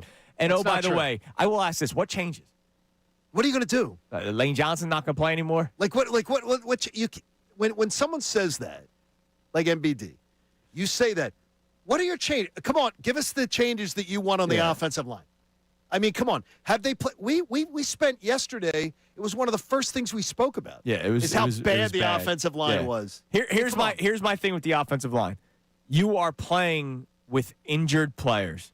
Correct. But I will ask you, is the replacement that much better? No, I'm going to answer it. You know what I mean? It isn't. All right, so nobody likes Matt Pryor right now, right? He's your replacement to he's not better. Landon Dickerson. And by the way, if Landon you guys love Brett Toth because he's your replacement to Cam Jurgens. If Cam Jurgens was healthy, if Landon Dickerson was healthy, if all these things, you're seeing a different product. Right. And by the way, Jordan Mailata too. He's talked about it. It's either you play the banged up guy or you play the backup. Bang. Which There and nobody loves the backup. No. All right, what do we got on the text line? All right, we have a lot of people checking in on this offensive coordinator issue. And John C., Manny-Unker in Tennessee, says, not addressing an obvious problem that is showing itself for a whole year is how you get run out of Philadelphia as a coach. Ask Andy Reid. Ask Doug Peterson. Well, I mean, look, Nick Sirianni is a Super Bowl champion head coach 9 months ago. Exactly. He's not getting run out of town. He's not getting run out of town. No, but the thing is, you can say to him, when other people do the hiring for him, he does a great job. Yeah. Does a great job. Now, I wonder, and this is, I'll try to be as fair as possible, right?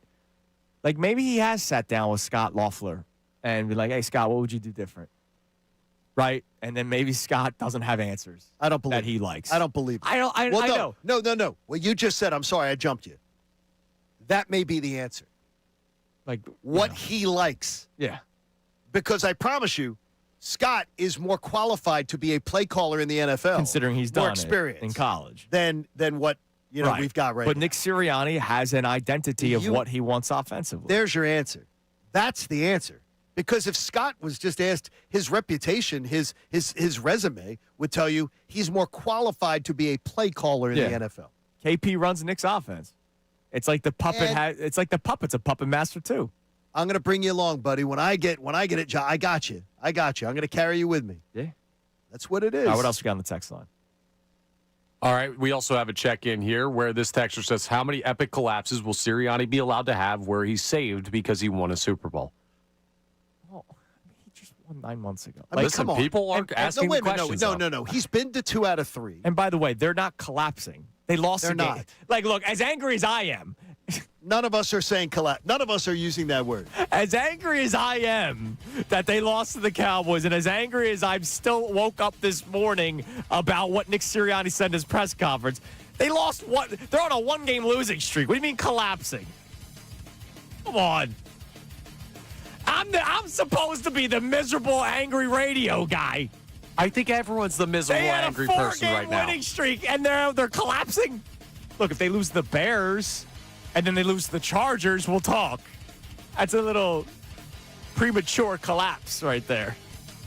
All right, coming up next, second opinion segment. We do it every single Tuesday after an Eagles game on Sunday. Something that we didn't talk about much yesterday. We'll revisit in our second opinion segment next. It's Kincade and Salciunas, 97.5, The Fanatic. The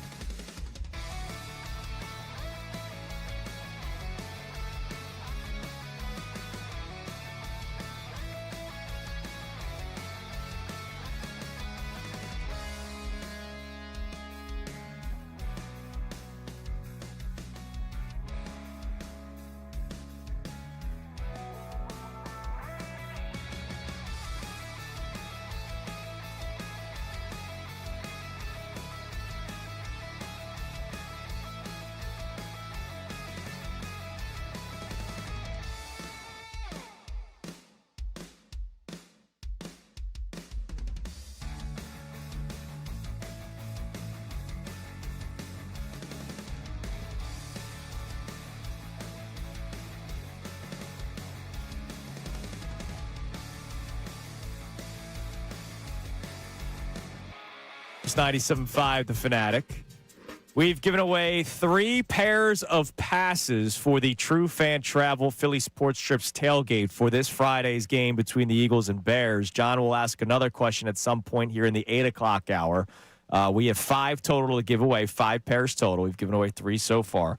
1 more here in the 8 o'clock hour and 1 in the 9 o'clock hour. All right, it's time now, something that we do every single Tuesday after an Eagles game, on a Sunday, that is. It's our second opinion segment. You might not always agree with what you hear. Sometimes you need A second opinion. Brought to you by the consultants in medical oncology and hematology. Tell us about them, Johnny. I would tell you that I'm here to come to work because of these people. They're the best. They helped me through a really difficult cancer journey that was very tricky, and they are the best. If you get a cancer diagnosis in your family, visit cmoh.org. Let the Dr. Sprandio and that entire team help you out. Damn right, They're Johnny. awesome. All right, so I'm going to credit a lot of the Eagles content people and people that cover the Eagles that have the All-22 that post video. Yesterday during post-show headlines, you asked me a question, and you and I had the same answer, that no, Saquon Barkley has not lost a step. But the question was whether or not we're worried that, Saquon Barkley's lost a step, or if we think it's more the offensive line's doing that they're not running the ball well. We both agree, offensive line, not Saquon Barkley losing a step. Credit to any Eagles content person that posts all 22 film. Saquon Barkley was getting hit behind the backfield on all of his carries. You mentioned on the air yesterday, five total yards. 5 total yards where he wasn't before contact of all of his carries combined.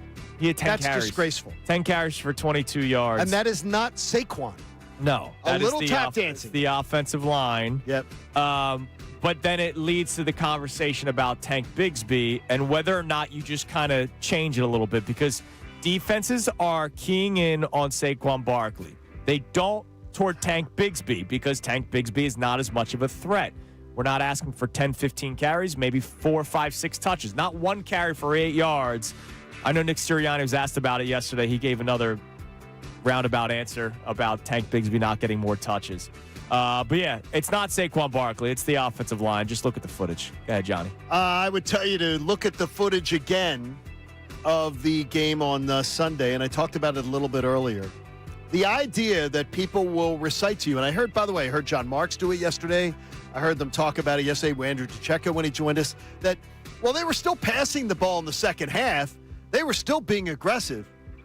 I'm going to tell you, if you watch that second half again and you think the offensive attack was aggressive, and I'm using the air quotes, I'm going to politely disagree.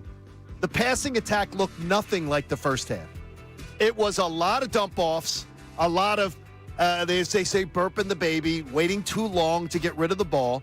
Some of that's on Jalen Hurts. That's on Jalen. Some of that's on Jalen Hurts, but some of that's on the play calling too. And they weren't aggressive. The aggressive is get the ball, boom, get rid of it now. The second half, it seemed like it was slow developing everything. Funny, the scripted plays looked smooth and effective. Once the script ends, that goes back to the thinking on your feet. Bad episode. And he can't Bad do it. episode. So here's what I'm just going to suggest, is that the right play caller's not in place, and I thank the media members who are finally waking up to it. Yeah. I'm gonna use an example, life example. What's that? I don't know how many of you are the cooks at your house. Like that's me. I'll right? sit this one. I'm pretty decent at putting together a meal. Monday, Tuesday, Wednesday, because you had the weekend, right? I had the weekend to go to the grocery store on Saturday, get all the ingredients. I'm gonna make this Monday. I'm gonna make this good meal Tuesday. I'm gonna make this good meal Wednesday. But then Thursday hits and I'm out of ideas. So we go back to tacos, right? Friday spaghetti. Because that's what I know. It's what I'm comfortable with. That's kind of Kevin Petula with the play calling. Monday, Tuesday, those meals were good in the first 3 drives because it was different. Because you planned them, You had too. all week for it. And then he ran out of ideas. So let me go back to hitch routes and inside zones. Let me go back to tacos and spaghetti. Yeah, it's disrespectful to compare tacos to hitch routes. Tacos elite. But I understand what you're saying. Yeah. Now, I'm also mad at you because you stole one of my big second opinion takeaways, because I was going to talk about Saquon. I'll just throw these numbers out here real quick. On 8 targets, 7 receptions for 52 yards, 7.4 yards per average reception right there.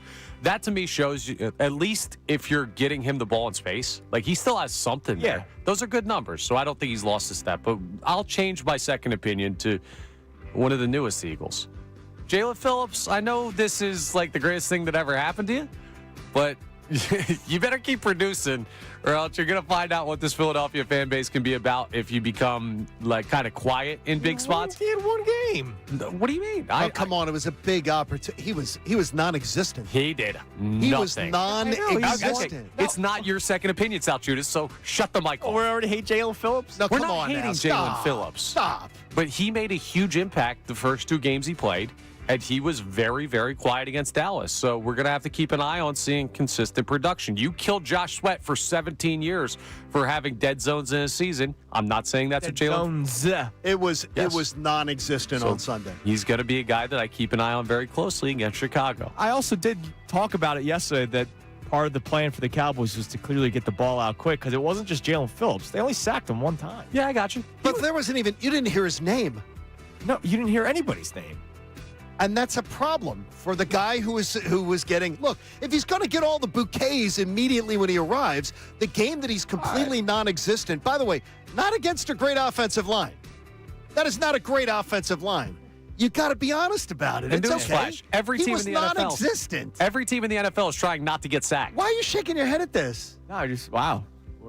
No, he got nothing but bouquets for the first couple games, which he deserved. Okay. And he deserves to be called out when it's non-existent. Sure.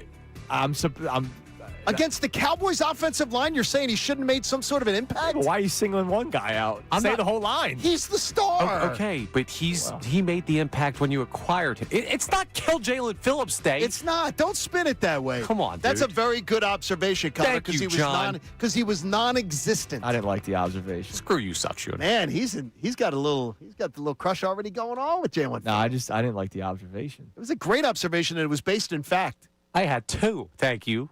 I added to yours. You didn't hear me say anything bad about your observation. The only sack for the Eagles was a linebacker, by the way. It was Nakobe Dean when he demolished. And that was awesome. Javonte Williams, and then got the sack. By the way, on my worry list, on my next 50 days of therapy, Losing Nakobe Dean. Nakobe potentially being gone, having to make the decision on Blankenship, having to make the decision to extend Jordan Davis. Lots of things are going to be on my mind. Yeah, but there's something you don't have to worry about, and that is our friends over at CMOH. Yeah, right? CMOH is great. I don't have to worry about cancer, thank God. That's a beautiful thing. Waiting for some test results right now, but I'm feeling really good about it. Great, CMOH.org. They're the best. Beautiful. Beautiful, man. Man, I feel like I have to be a Jalen Phillips defender. I can't believe you're trying to spin it like this. So he's giving a very solid observation. It was also a second observation. It's not like this was my lead takeaway. Anyway, he was non-existent on Sunday. Man. Absolutely a mystery man of where he was on Sunday. You know what? They should ask for the pick back. It's unbelievable. All right, coming up next. We'll ask, And he's got a new one. We'll ask. It's like Joel Embiid We'll all ask over Dave again. Zangaro if Jalen Phillips stinks or not. No, was he non-existent on Sunday? We know what was non-existent, especially in the second half. Points. Eagles shut out in the second half against the Dallas Cowboys. What do they do at offensive coordinator? Does Dave Zangaro agree with his coworker, Reuben Frank, who's very adamant about making a change? It's Kincade and Salciunas here on 97.5 The Fanatic. Can you believe the year's almost over? Completing tasks before the end of the year can help you start fresh and organized in 2026. See, I'm a planner.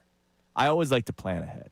I already know what I'm eating on vacation when I go to Florida in April. I need the house taken care of in January. It's time to address things in your home that you've been ignoring. Have you been ignoring drywall cracks, cracked bricks, floor and wall gaps, uneven floors, sticking windows and doors, bowed walls? Well, Groundworks knows that all these signs point to major damage building up in your foundation, and it's only going to get worse over time. But don't worry. With a free foundation inspection from Groundworks, the team's experts will identify your home's issues at the source. Now, you want to get ahead of these problems sooner rather than later, because the longer you wait, the more extensive and expensive the fix will be. So visit groundworks.com today. Book your free inspection and get a no-obligation quote included. Everything they do before the job itself is free. It's just the job itself you pay for. Groundworks, there's a reason why. The trust the local experts. Now, on 97.5 The Fanatic Sports Update.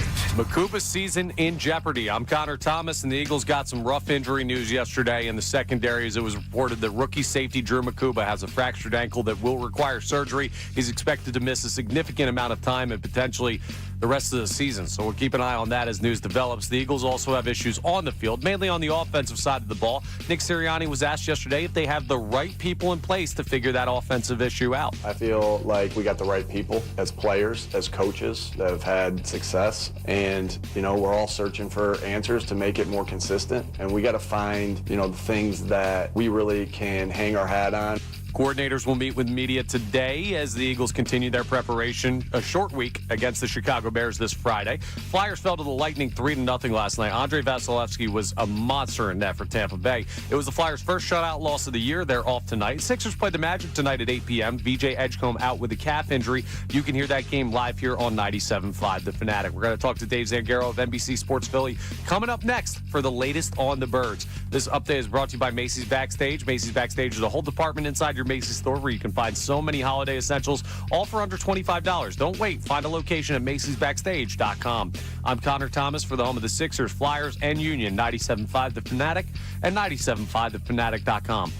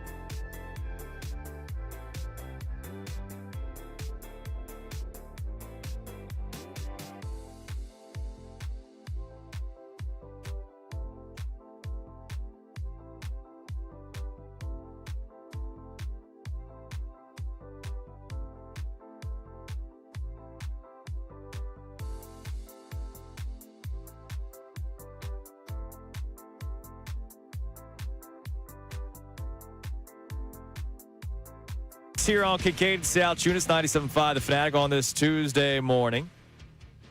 And joining us now on the Comcast Business Hotline. Or hold on a second. Sorry, we did not do today's headlines today because we did a second opinion segment. Connor, today's headlines would have been brought to us by who? Our friends over at Lundy Law. For over 70 years, Lundy Law has been fighting for injured people. If you need them, like if your coworker yells at you about your second opinion choice, remember the name, Lundy Law, your injury lawyers. Visit LundyLaw.com. That's LundyLaw.com. Especially when it was wretched. It was fantastic. Joining Connor. us now on the Comcast Business Hotline. Every day in business is a big day. Let Comcast Business help you move forward with what's next. This man does a tremendous job covering the Eagles. He does. For NBC Sports Philadelphia. We love that we have him on the show today to talk about what went down on Sunday. Our man Dave Zangaro joins us. Dave, good morning, man. How are we? Good morning, guys. How are you? We're doing good. I'm gonna start off by bringing up your coworker, Reuben Frank. Okay. Who we have referenced a lot today and yesterday as well. By the way. The title of his article that was posted yesterday, after latest collapse, Eagles have no choice but to replace Kevin Patullo. I'm curious, Dave, what is your opinion on what the Eagles could or should do moving forward at play call? Yeah, it's an interesting dilemma they're in because the offense clearly has not been good enough. The question they have to ask themselves is, do they have someone in the building who would be better at it? And the easy knee-jerk answer is like, of course they do. There has to be someone better at it than what we've seen, but that's not always the case. And, I asked Nick Sirianni yesterday about whether or not he's contemplated making this change. He said he hasn't. I wouldn't expect it to happen on a short week anyway. That it's really tough to make a change like that in general, and then you're not going to do it on a short week when you're not even practicing. But I think it's a fair question to start asking because he's done this before. In 2021, he took away the play calling from himself and gave it to Shane Steichen. And then in 2023, when the defense wasn't very good, he took it away from Sean Desai and gave it to Matt Patricia. So in 2 of his first 4 years on the job, he has made a drastic change like this. So I don't think it's an unfair question to ask publicly, privately. And, I don't think it's going to happen, but they're in a spot now where you'd certainly understand if they made a change because I don't think it's all on Kevin Patullo. And I think that's what Nick's point has been a lot of times we've asked him about the play caller. But I also don't think the play caller is helping. I don't think he's been particularly good at sequencing the plays in this offense to maximize it. But he's just one problem of many guys. Dave, if he hasn't contemplated it, though, and by the way, great question. When I heard it, I'm saying to myself, if he hasn't contemplated making a change and he tells us with a straight face that he hasn't, I don't think he's doing his job because he's a guy who always says, we don't leave one stone unturned around here. No one's more critical of us than us. We constantly are self-scouting. Then, to me, that's absentee. Is he just covering at that point?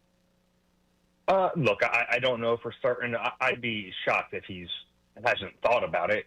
This offense isn't very good right now. They're too talented to be playing to the level they are. The one thing we have seen from Nick in his time as the head coach, right or wrong, you can fault him for it if you want, but publicly he's going to back his guys until he has to show his cards. And we even saw that in 2023. I think back to that season, and it was kind of wild. Sean Desai held his normal Tuesday press conference as if he was still a defensive coordinator that week, and then the day before the game in Seattle, we find out he's been replaced. So I don't think there's ever going to be some big announcement that he's making a switch like this. I think we're just going to kind of find out if it ever does happen.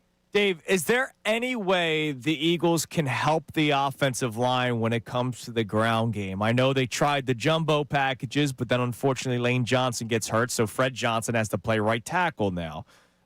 Is there any way of fixing some of the issues and health of the offensive line? Yeah, it's a good question because I think they've tried a little bit. The run game is it's just broken right now, and that's kind of a shocker. And there's so many compounding issues with the offense that I think a lot of it does start with the offensive line. We've gotten so used to seeing them play at this superhuman level, and they're not that right now. In fact, they've been kind of pedestrian this year, maybe lower than that. And I think a lot of their problems stem from not having the type of run game and the type of offensive line that we're used to seeing. And after that, it's like, okay, then you have some compounding issues because then the play caller is still trying to run the football like they have that offensive line that's not working. and then the plays off of that aren't as effective. So I really do think the root of a lot of their problems is just the offensive line isn't as good as what we've been used to seeing. And then it's okay, like, why is that the case? And I think injuries have played a major role. I don't think anyone can watch Cam Jurgens and Landon Dickerson this year and think those are the same two players as last season. Now you're without Lane Johnson for at least the next couple of weeks still. It's a bad spot to be in. And, Saquon can play better too. I know he was quick to put it on himself after the game. I think that's just the guy he is. Can he play better? Yeah, sure. I think he can. But I also don't watch him and think that he's the reason the run game isn't working. I think he's one of many reasons, but clearly not the top one. Dave, when you observed 2023 up close, and then you observed this team, and people are just getting eerily, bothered by it, tell us why this team is different, if you believe they're different. Yeah, I do believe they're different, and there's nothing to say that this season is still going to end in Santa Clara, right? Like there's a lot of room in between those two things, between some kind of collapse and going to the Super Bowl. But I think this team is more talented. Like when we're talking about the defense in 2023 versus the offense in 2025, at some point, I think the hope is still there that talent wins out, and it did early on Sunday, right? You saw them be able to get the ball to A.J. Brown and Devontae Smith, and you saw Dallas Goedert. And the one issue from Sunday that it's a tough one to bring up because you don't want to, it almost feels like an excuse to talk about it, but it really isn't. I mean, the penalties in that game killed them. And it wasn't just the penalties, but it was penalties that brought back big plays, like 20-yard gain, 16-yard gain, 8-yard gain. It took away on defense, took away an interception. And it feels like, we just take away those penalties and you're fine, but you have to take them away. You have to be a more disciplined team, especially with some of the pre-snap stuff. And you have to clean that up because you're sometimes getting in the way of your own talent. But yeah, I meandered there. But getting back to your question about the 2023 team, I think the hope here is that the offense just has enough talent to survive whatever the heck has been happening this season. I think that becomes less and less likely the further into the season we are. We're in week 13 now, so I understand if you're sitting at home and you're skeptical about whether or not this offense is going to suddenly figure it out. But the one reason for hope is that, there's a lot of talent there, which is also the source of all the frustration, right? If this offense stunk from a personnel standpoint and they weren't performing well, you'd understand it. They don't. They're too talented to play to the level they have. So I'm glad you said that because it leads me into my next question. All right, all jokes aside, I don't know if Nick Sirianni would make a change at play caller because it does look like he has a very tight bond with Kevin Patullo. I'm not even trying to make jokes. This is just from the outside. You can speak more on that yourself, Dave. You cover the football team. But Howie Roseman built an offense that should be a lot better than this. Jeffrey Lurie spends money on an offense that should be a lot better than this. Could you foresee a time at some point this season where maybe higher-ups step in about potentially making a change? Yeah, look, it's a fair question. And Nick Sirianni has earned some say-so, though. He won the Super Bowl. It's not as easy as just demanding him to do something. And from Nick's standpoint, he has made tough decisions before. The one I go back to is D.K. McDonald, former defensive backs coach. He fired him, and that was a groomsman in his wedding. So okay. He has had to make some tough decisions while in this role as the head coach of the team. So he is close to Kevin Patullo, no doubt about it. They came together on the same plane from Indianapolis. They've been kind of side by side, but if he really thought it was the best move, I still think he'd be able to make it. The question I have is, if it's not Patullo, who is it? Is it Parks Frazier, who has limited play calling experience in the NFL level? It was when Jeff Saturday took over in Indianapolis as the Colts head coach. Yeah. So, that's his play calling experience in the NFL level. You have Scott Loeffler, who did it at the college level. I'll take How well will that translate? I'll take it. Yeah, but it might be a grass is greener type thing, and I can't say for certain it would be. Maybe he'd be great at it, and you'd figure out the offense. But I think that those are all the questions. If you're Nick Sirianni, you have to ask yourself if you end up contemplating a move like that.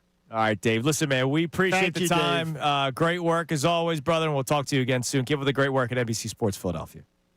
All right, guys, take care. There he is, Dave Zangaro on the Comcast Business Hotline. I thank him every time I pass him in the press box. I always say, Dave, thank you for your content, because I consume it, and we steal stuff all the time. We steal it often. Yes, thank you for that. We appreciate it. Hell, we're stealing from NBC Sports Philadelphia a lot right now. Let's do it, because Amy's coming in. We got Amy coming in 9 o'clock hour.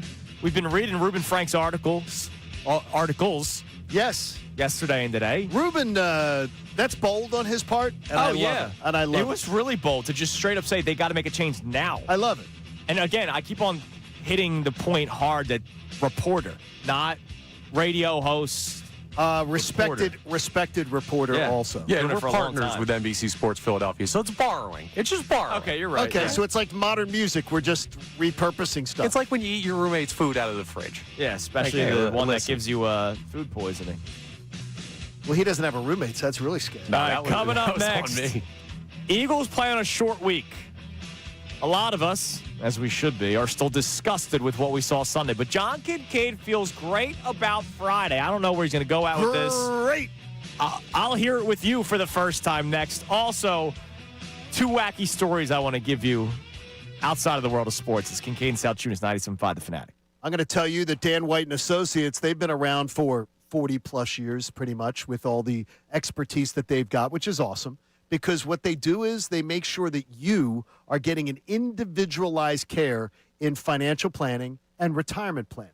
And I know conversations about money, they're never comfortable. May not even be comfortable between you and your wife. But finances in retirement don't have to be overwhelming, because you can find out how you can generate income so you can live the lifestyle that you want to live. Or if you're just starting out, how do you set the guidelines and the guardrails so you have a bright financial future?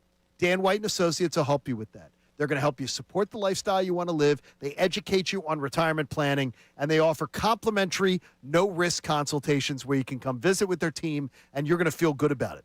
They also have these seminars that they host around Pennsylvania, Delaware, and Maryland, where you can go and just be a passive listener if you want, and then you can make the decision to go visit them. I promise you, you will. They're great folks. Dan White and Associates. Check out danwhiteandassociates.com.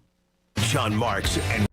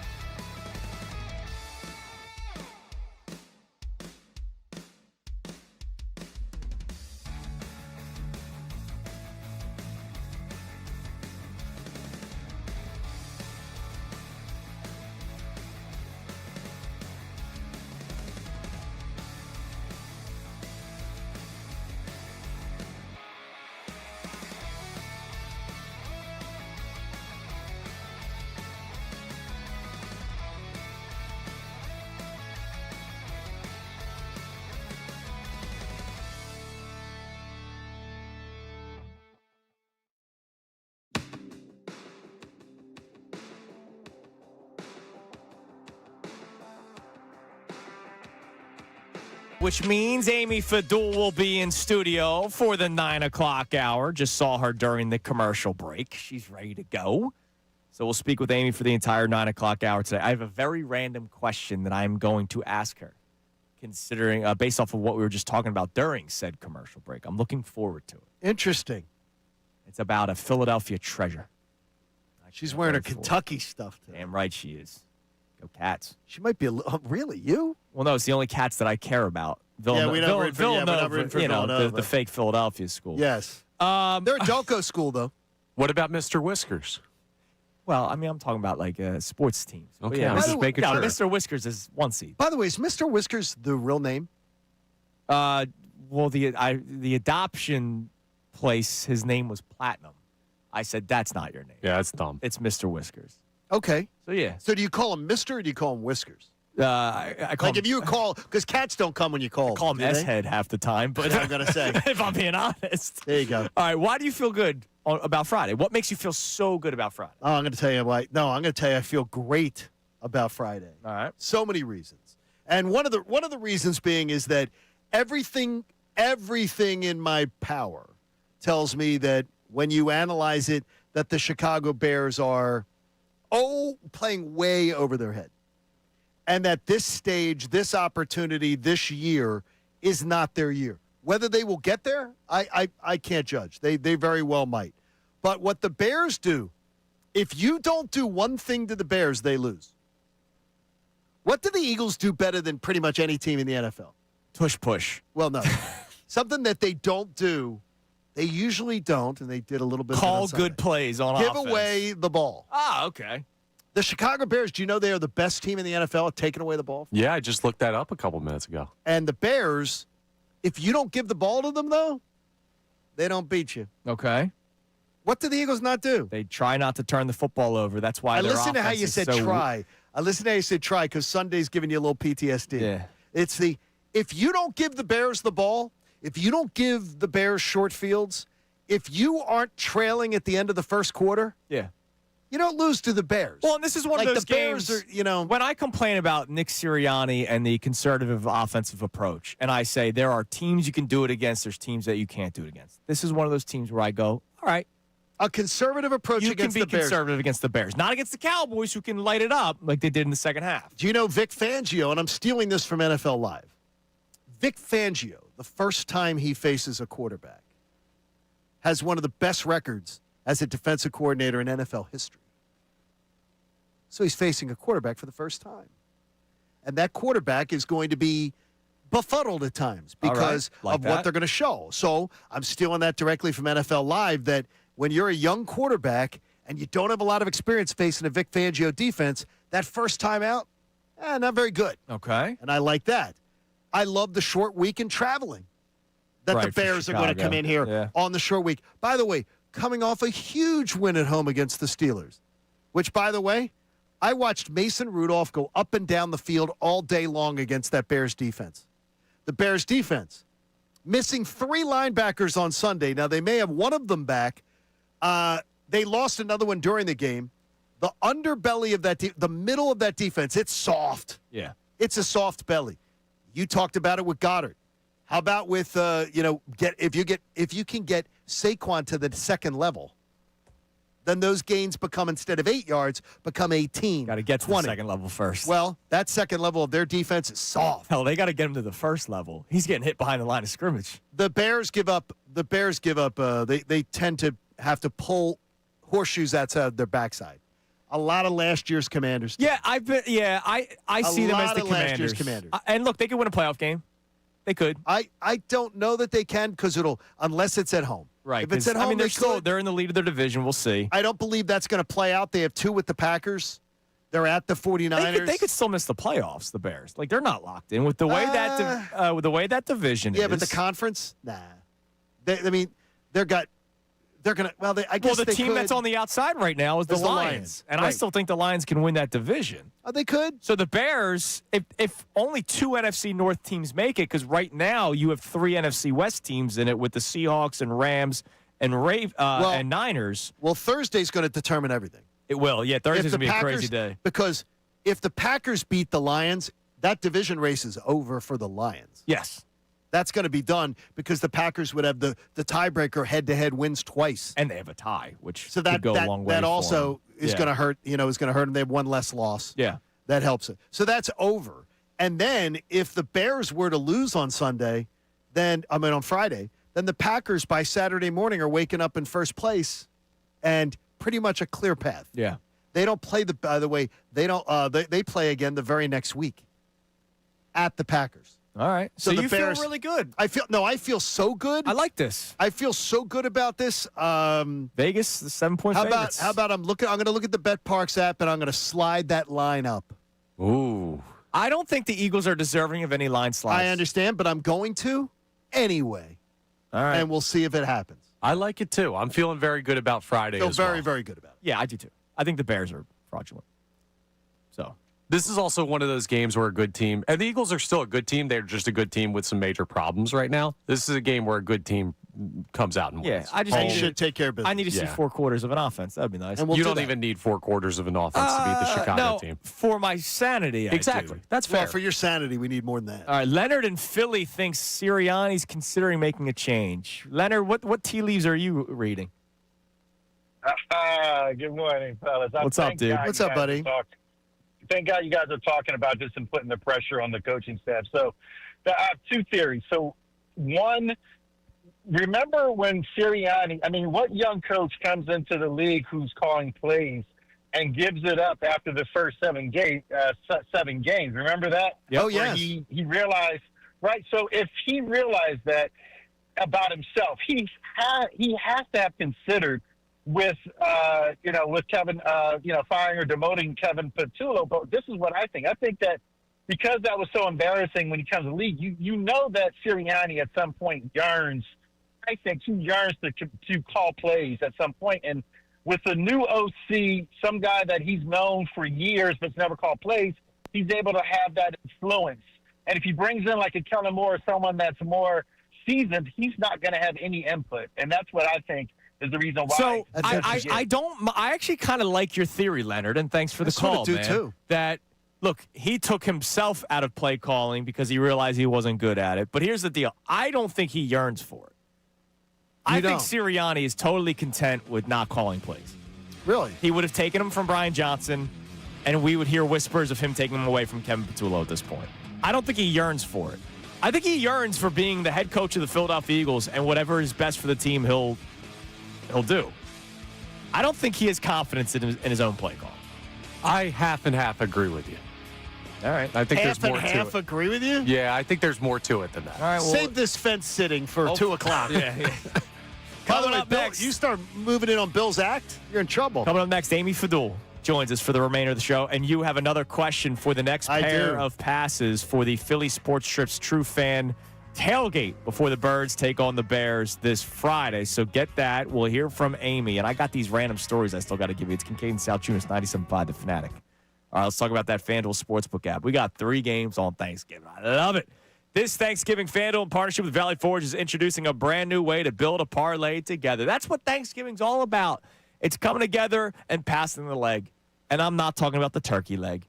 I'm talking about the gambling leg. Here's how it works. Start a group build, add your pick, then pass it to your friends so they can add theirs. So if I were to start, I would like to take the Ravens money line, right?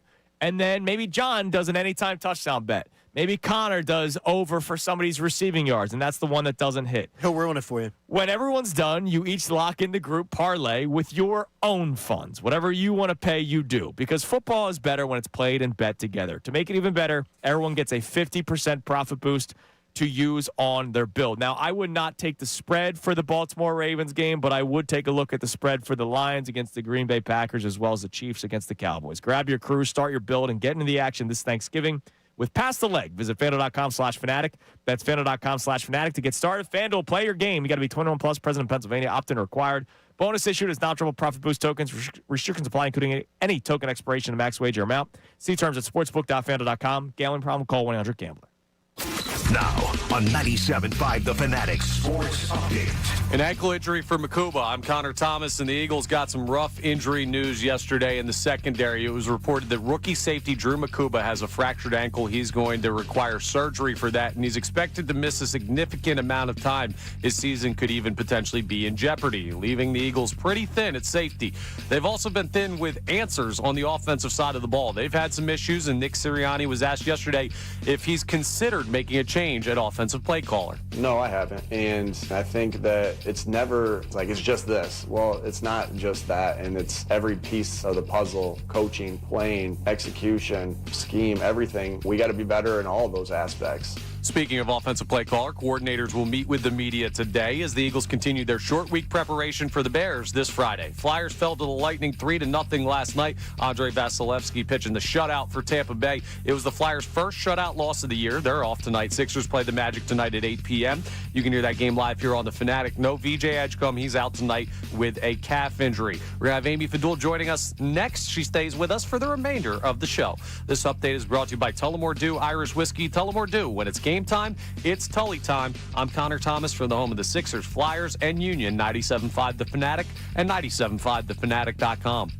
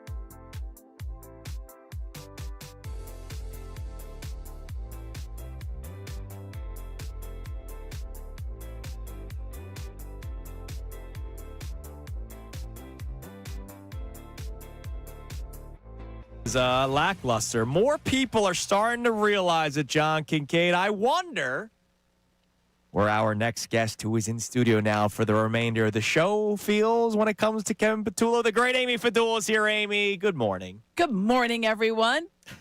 I'm not even suspicious about how she feels on this. Yeah. I mean, come on, you guys. I'm not wrong, right? No, I mean, come on. I appreciate you're going down with the ship, but I wish the ship wasn't going down. Yeah. Like, I appreciate that. Like, that good, yay.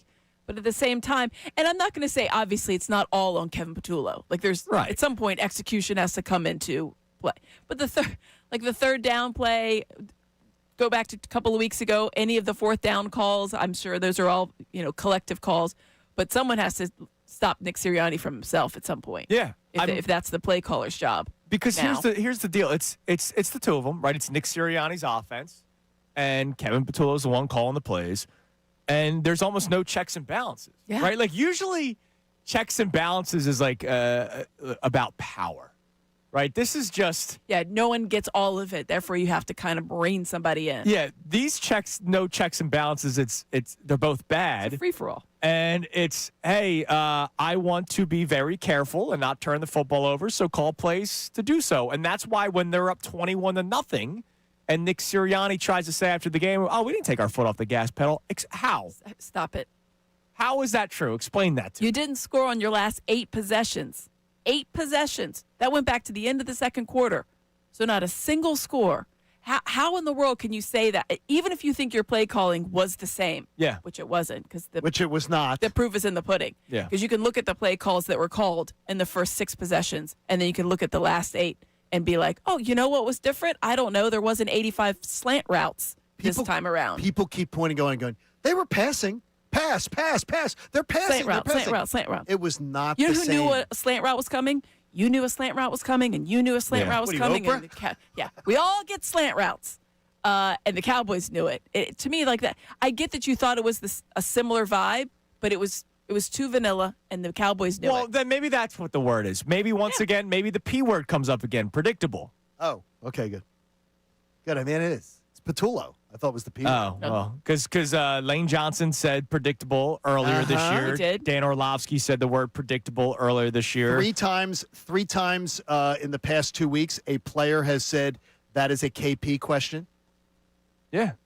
Where they have literally said, I'm tired of answering for this. Let's ask Kevin Patullo that. That makes it. Well, you'll hear from him today. Like I can't wait. 6:30. Hey, yeah, it's going to be delayed. All right, ask your 8 o'clock. question. Yeah, the 8 o'clock question, which we get into now, is Amy Faduls. This is for text. So you're going to text in the answer. First person with the correct answer, Connor. Amy Fadul has told us on this show her most hated athlete, and it's sports hate, but her most hated athlete of all time. If you know the identity, text it in. And if you want to go to the real tailgate that's coming up on Friday. Black Friday. Can't get Friday figured out here. It is the True Fan Tailgate, which is, if you know Philly sports trips, you know True Fan Tailgate. It's absolutely awesome. Short walk to the link. Get hyped 11 to 2 before the Birds game. So come on out Friday. I'll be hosting it. A portion of all proceeds, if you want to buy tickets, goes to the Eagles Autism Foundation. You can go to phillysportstrips.com. The food, the drink, the atmosphere, it's second to none. And we might even have a Salciunas appearance. Yeah, my sources are telling me that Andrew Salciunas might be there. That is what I'm hearing. Now you're going third person. Pretty that makes it better. Pretty reliable. So Amy Fadul's most hated athlete. I think this should take 610-632-0975 number to text in. I believe she has threatened him with a shiv at one point. I've thought about which is one of my favorite moments of your into appearances. A shiv. Well, no, you were. That means you've thought about it. I mean, I did. Unlike you could not answer the question like Nick Sirianni. Amy, have you ever contemplated stabbing your least favorite athlete? Yes, I have. Yeah, thought about it. It was on the very radio. quick. I've talked about it. Let's play the clip as you're listening to 97.5 The Fanatic, WPEN, HD1 Burlington, Philadelphia, Beasley Media Group Station, broadcasting live from the Comcast Business Studio, powering possibilities. Yesterday, Nick Sirianni was asked about whether or not he has considered making a change at play caller, and this was his answer. Yeah, no, I haven't. I think we always are looking for answers. As coaches, we're always looking for answers, and we're never into assigning blame. It's just looking for answers. And I think what sometimes can happen is it's like, it's just this. Well, it's not just that. And it's every piece of the puzzle: coaching, playing, execution, scheme, everything. We got to be better in all of those aspects. And so yesterday, I thought Kevin did a good job of calling it. Obviously he's going to want plays back, just like every player and myself. We all want plays back. And so, and when you're going through it like that, that's what you're always looking at, and it's never in football just one thing, even though you're always trying to find answers. So no, I haven't considered that. I mean, he's trying to find answers with his own Also, answer. a psychologist would have a field day with how he answered that to start. Yeah. No. Because you know why? Yeah, no. You could say, I said, Because you say, because the question was, have you considered it? And the inherent response is, yeah, I hear what you're saying. But yes, I have. I mean, you have. It's irresponsible to think he hasn't at least considered it. Yeah. It's not crossed his mind that his offense has yet to put it together an entire fourth quarter game ever. I don't care what the record is. The entire season, you've not seen an entire game, even the Giants game that they won, which was a good game, not an entire, complete, start to finish, identity-proven game plan offensively. And to me, so you had to have considered it. It must have, even if you did not, I didn't want to do it. He should have considered it if he hasn't. And more importantly, though, it says for somebody who constantly brags on, we don't leave any stone unturned, that you can't do that. All he has to say is, Kevin Patullo, what about all of us? Right. Every one of us has to look in the mirror. Every one of us has to say, we're not getting the job done. So every player, every coach, you could have answered that question and not lied and about he answered the it like a stupidity little bit that way towards the end, and it was just like, but even if, I think you have to be as honest and transparent as possible, because you just got your asses handed to you. You didn't score. You got outscored 24-0. Your offensive line is not doing well right now. Let's face it. Right. Your run game is in shambles. Horrible. You have to come up with something. So you can't just say like, no, I didn't consider it. Like, oh, well, to John's point, like maybe you don't say you considered it, but you definitely say like we're assessing all aspects of the offense. I'm just not surprised that Sirianni answered that way. And Connor actually went back in time. Oh. What date do we have here? So this was December 12th of 2023. Oh my gosh, so wow. we're getting close. Well, this is Yes. that was a dark time, Connor. Scary how close it is. Who was the person that we're talking about here? Nick Sirianni was asked about where his confidence level is in Sean Desai. You can hear the question and a bit of his answer. And Nick, as you look at your defense, what's kind of at the top of the list of things to get cleaned up, and where's your confidence level in Sean Desai that he'll be able to get the job done? Yeah, total confidence. Obviously, that's why we hired him for the job. That's why I hired him for the job, and Sean. And Sean Desai was demoted on December 17th, 5 days later, from defensive play Total calling confidence. duties. Yeah. For the next 48 hours. So I'm not totally surprised that he has his answer. I would imagine that at some point, I said earlier, maybe during pillow talk with Mrs. Sirianni at night, he just goes, I think he This looks is in the really- mirror in the bathroom and just goes like, what in the world? yeah, he probably picked up the razor, said, should I shave my head again? Yes. And then he said, nah, I don't want to do that again. My wife didn't like it last Maybe time. bring the kids to the press conference? That always works. I don't think he's doing that again after last year. Another sweatshirt, T-shirt situation Yeah. of like, Could be. who can I wear? Who can I? Does Kevin Patullo have a foundation? Can he wear that sweatshirt? That's another one. You know what he'll do? My cleats, my cause. Did for you guys Kevin see what Patullo's Brian Sunday. Kelly's son did the other day? Yes, I did. The What? BK on the shirt. You didn't see this? No. Oh, dude. But to me, like that's a weird move by LSU. So So it was Brian senior Kelly's day. Right. son plays on the team. Right, he does. It's like a backup tight end Sure. or Yeah. something. And he comes out and they're welcoming him to senior day. And his dad apparently was not allowed, which I think is I think that's odd wrong. move. I think that's wrong. That's well, odd. no, are they trying to protect him from being booed? Who No, cares? no, He they already didn't got want him booed when he there. was Yeah. there. You Yeah, I think Brian got you. Kelly cares? So he comes out and he has like his undershirt or whatever on and he has BK. But then he Free BK. free BK, and then he says it.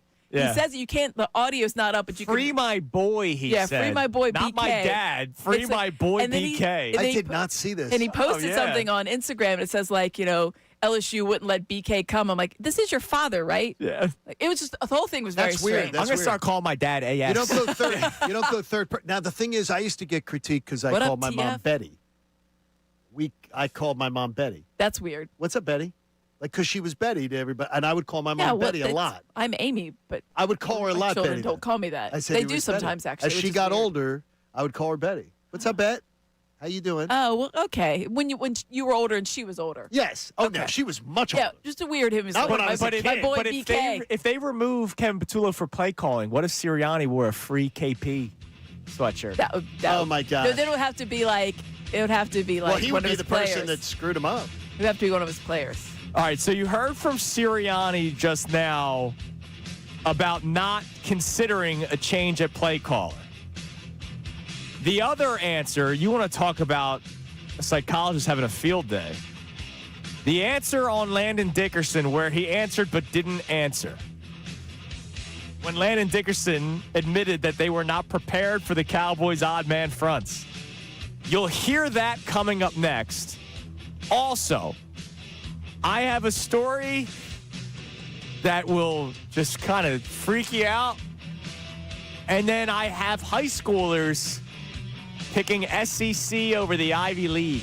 It's Kincade Salciunas with Amy Fadula. The rest of the show, 97.5 The Fanatic.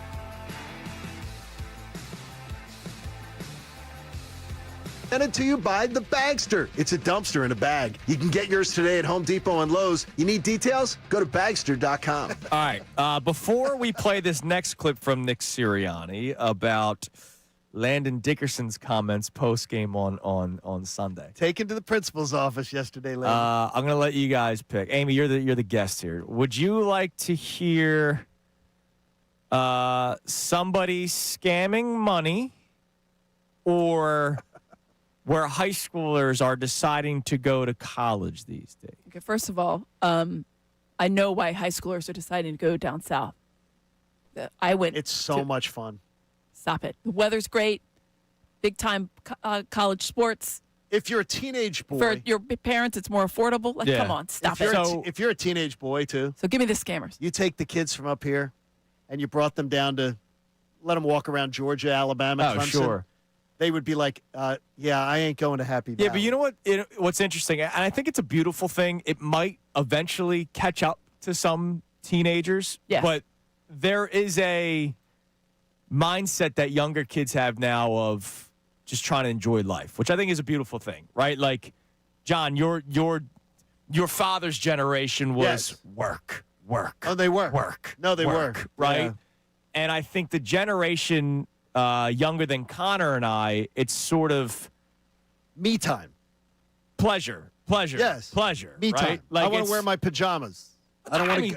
I want to wear pajamas all the time. Not just that, but like I want to go to restaurants in pajamas. It's the I should be allowed to. It's the old belief of YOLO, right? Like you only live once, right? And factual. And so that I think is an increasing mindset, and eventually it could come back to bite that generation in the rear end if they're not making money and they're just traveling all the time.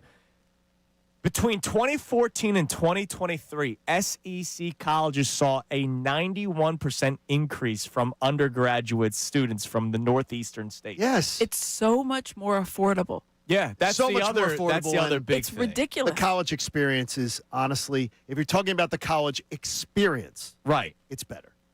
Yeah, It's no, better. if you're into that kind of thing, that if you want to be part of a big school, I get it. You want to go to a sorority, fraternity, you want to go be part of big football games. For the parents, why would you pay if you're going to I'm looking at Northeastern University. That's all well and good, but then you can go to Alabama for half the cost.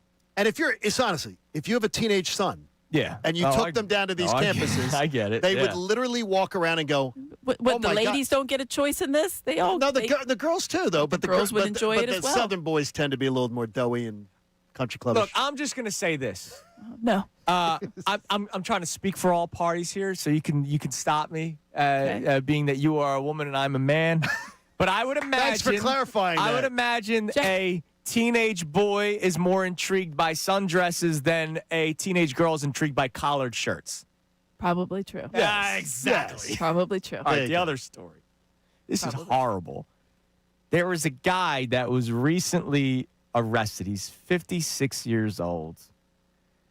His mother passed away. Okay. At the age of 82. And he never reported her death. Oh. What? Oh, so he could collect her. Oh, that's terrible. Where was Mom, though? In a freezer? He stashed her in a sleeping bag in the laundry room. Well, wouldn't she be decomposing? Yes, she He would. mummified her. Probably unintentionally. Maybe. Oh, geez. I can't believe I'm saying this, but can we talk more about Kevin Petullo? He pocketed $61,000, but do you want to know how he did it? Because you have to go to the place to get the money. What? Weekend at Bernie's? He dressed up. Mrs. Doubtfire style. Oh, yeah. No. He changed his appearance. This guy has got some serious started issues. wearing her jewelry. Oh, gosh. With all due respect to the man, he's got a little bit of the neck, the wobbly neck going. Norman Bates? So, like, he pulled it off. He pulled it off well. I mean, there's a photo of his mom and a photo of him side by side. Oh. It's scary. That's diabolical. Yeah. Did Mom not have any friends? Like, did Mom not have any friends that were looking for her? Maybe he said that. That's a good question. She was on vacation. How long is vacation? $61,000 worth. And in case anyone knows, she passed of natural causes. Like, he did not kill her. But he saw the payday because he needed the check keep coming. Yeah. Well, that's a major felony. $61,000. And that's not doing right by a body. Yeah. Oh, there's all kinds of stuff. There's all bad stuff there. No. Mrs. Doubtfire style of transformation. Well, that's a creepy story. Yeah. That's awesome. You know what else is creepy? The Eagles not being prepared for football games. Great segue. Landon Dickerson, after the game on Sunday, talked about how they weren't prepared for odd man fronts. This was Nick Sirianni's response. Sure. Yeah, you go into every week, and you're trying to play the game in your mind as much as you possibly can, not just with how you call it, but how you plan it for practice as well, and how you plan for drills and everything. So the walkthroughs, the practice, your drill work, you're trying to identify what you think. And so what you're always trying to do is say, how many reps do I need to devote towards this? How many reps do I need to devote towards that? How many reps do I devote towards this? And you try to make educated guesses there. And obviously, right, with that, we devoted time for all of them. We knew they had that in their package and their plan, especially with those guys. And we went in and said, here's how many we're devoting towards this. Obviously, they played a little bit more there, even than anticipated. And so, of course, as coaches, you say to yourself, well, I wish I would have gave them a couple more reps on this one. Now, you're limited as far as how many reps you actually have in walkthrough and live and in drill work. And that's why you're trying to make your best case. And like I said, no one's ever going to pitch a perfect game here. And that's in your planning sometimes as well. And so, looking back at it, you're like, yeah, sure. I wish we would have given us a couple more reps there. But that's how you go into a game of thinking about it on that. And those are the discussions that we have as coaches after the game. We prepared for the things that we thought we were going to get, some more than others, and then sometimes it doesn't play out that way when you look at it after the game. Amy, what did you make of Landon Dickerson having the comments that he made Sunday night, and then Nick Sirianni's dance of an answer there? Yeah, I mean, it's one of those things when you hear, it's like when Lane Johnson first brought up predictability, and everybody's like, what? You said what? And then he had to kind of walk it back, and then everybody talked about it for the next week. It's next like, week. yeah, I'm not going talk to do the next week. Yeah, like, okay, you can't. You're not supposed to say that out loud. We all saw it, yes, and we knew it, and so you asked the question. So that's one of those things. Like when people get on the media, like that's why you ask the questions. Yeah, we're not trying to trick the guys. We're not trying to trip people up and get them to say stuff they're not supposed to necessarily. But you want answers, and people demand answers when you're looking for, hey, listen, these are paying customers out there at the end of the day, and they want to go and they want to support their team. And then you're like, well, what happened? Saquon Barkley had 10 carries for 22 yards, so it's fair to ask, hey, so what's going on? Why could you get move? anything going? And Landon, on his own, here's why, said it. And that's an honest answer. And by the way, he's not lying because it's an honest answer. He just gave an honest answer. The proof is in the tape. And look at the tape. Nick Sirianni's offended by him obviously giving an honest answer. Well, yeah, I mean, obviously they don't want you to look behind the curtain. Exactly. Well, we all watched the game. Yeah, it was hard to miss. It was hard. Very hard. We know that Oz is back there. Coming up next, we'll check our text line. We've gone away from it a little bit. I apologize. We got a couple of topics. I'm curious where Amy falls on this because you are an Eagles fan. Does any part of you feel guilty feeling the way that you feel right now about the team? Is our first question because, Amy, I was very proud of the Eagles fan base the last 24 hours. I'll explain more coming up next. We got to get our next true fan travel tailgate question from John Kincade. I have a holiday Christmas commercial trivia question for you both. Got a lot of stuff also. That's a lot to get to. I hope it's one for the Pennsylvania Lottery. You know what? I'll check that one out too. Also, John. It's the same one that they've been running back for years, my favorite. John, I'm From standing the Westchester Borough. I'm standing beside you, John. Yes? Because you have a problem with some former Eagles. I do. Kincade Salciunas, 97.5 The Fanatic. Now on 97.5 The Fanatic Sports Update. Makuba to miss some time. I'm Connor Thomas, and the Eagles got injury news on their rookie safety yesterday, and it was not good injury news. He has a fractured ankle that will require surgery, and Makuba is expected to miss a significant amount of time.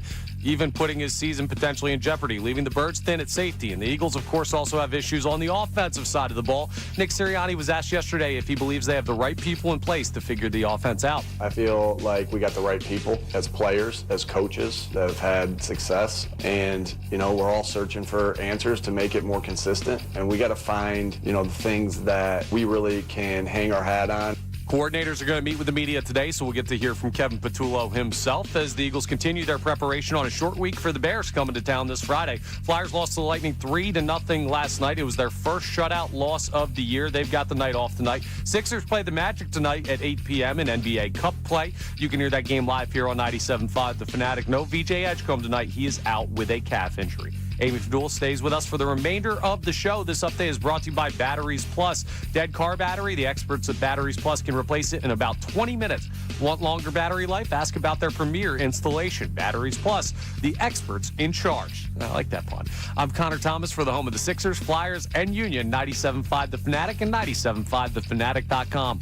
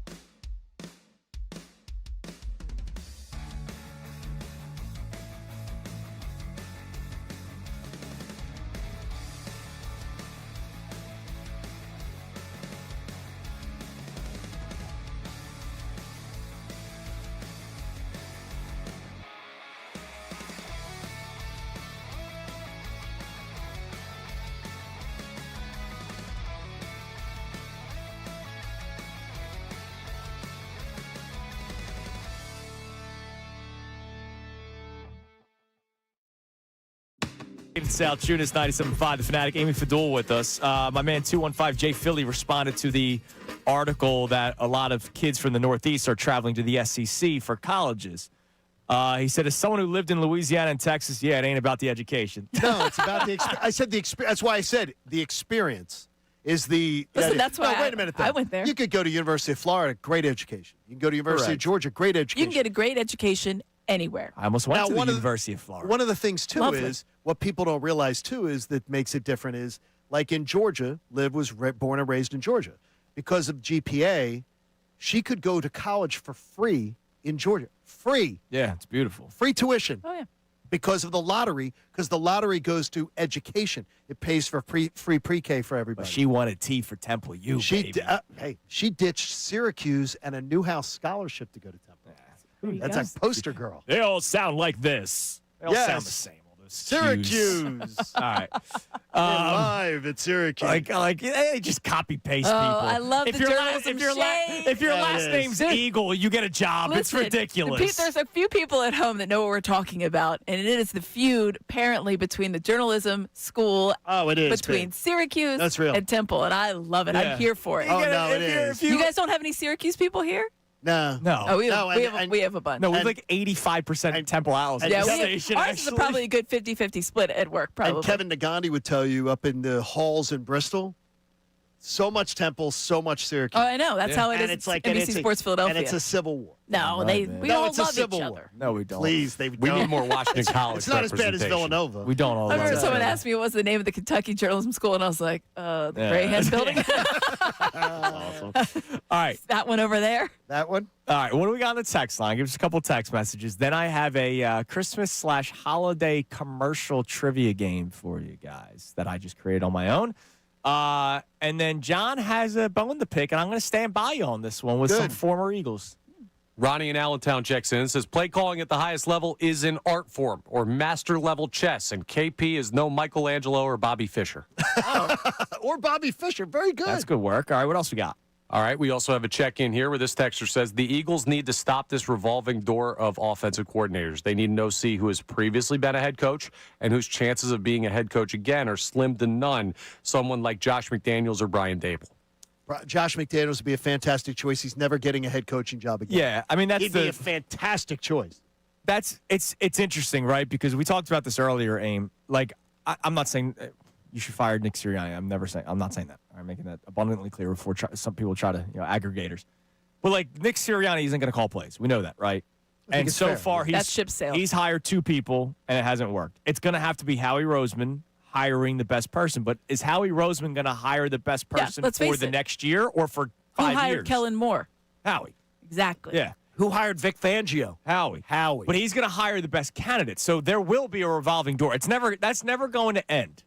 Unless the Eagles unless you hire go with somebody a guy older. like Vic Fangio, right? Yes, exactly. And that's it. We're going to ride But I him don't off into believe- the sunset, which is going to be great. Yeah, I don't believe, though, you're ever going to see that there have been enough chances. When you've had enough chances, you're a great offensive coordinator, but you've had two chances as a head coach and you failed. Yeah. He's never getting another Dable. shot. Right. So there, to me, is perfect. Exactly. Yeah, that's who you need to find. You need to find a guy who's just committed now to being an OC. Like that's his role. That can And there's work. nothing wrong with that. No. There's guys that are just very good at coordinating.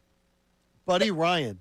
Yeah. Great Buddy example. Ryan, great I think Robert coordinator. Saleh might be that guy. I could think so, be. too. Which I think he's a great coordinator, and I really wanted him to do well when he was with the Jets. And I thought, gosh, that should really work. And He it's may just- have if he didn't have maybe. Aaron Rodgers. And that's like as did he get quarterback. tanked because he was tied to that guy? And Troy Aikman couldn't stop last night with it. He needs another shot. I mean, he's he a got young screwed guy. He got screwed with that Jets situation, and I'm He like, did, but It it's like was a bad also he did a bad job. But though. even after that, it's just like, so you kind of feel for him in that regard. But there are some. Norv Turner, perfect example. Perfect Right, coordinator. right. Great coordinator. One of the best, probably. Absolutely. Horrible head coach. Wade Phillips, defensive coordinator. there you go. Great defensive Great coordinator. defensive- not Wade was a ideal. great defensive coordinator. Yeah. And there's some guys that are not very good. They're average coordinators, but they're better head coaches. It's There you just go. more suited for them. So Right, it'll be that's Nick interesting. Sirianni because he doesn't know how to There call you go. plays. All right. I have 3 commercials that just they popped up my time. I mean, it's the holiday season. Tonight's decoration night at the Salciunas household. We usually Incorrect.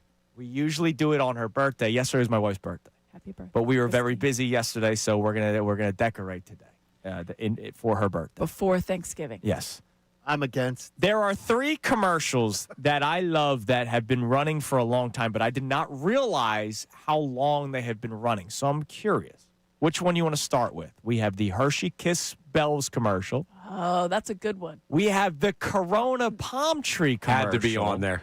And How then we about have the the Philadelphia Lottery commercial. The Keep on Scratching Philadelphia Well, Lottery for one. us, it's for non-national. It's the keep on scratch. All right, so when do you think I feel that like first came out? I feel like the Corona one has been out a really long time. I think that the Keep on Hershey- Scratching is the clearly Hershey from Kisses is the longest. I would agree with that. I'm just trying to see how long you think each one is. Oh, but I would think Hershey I'm Kisses gonna say, is.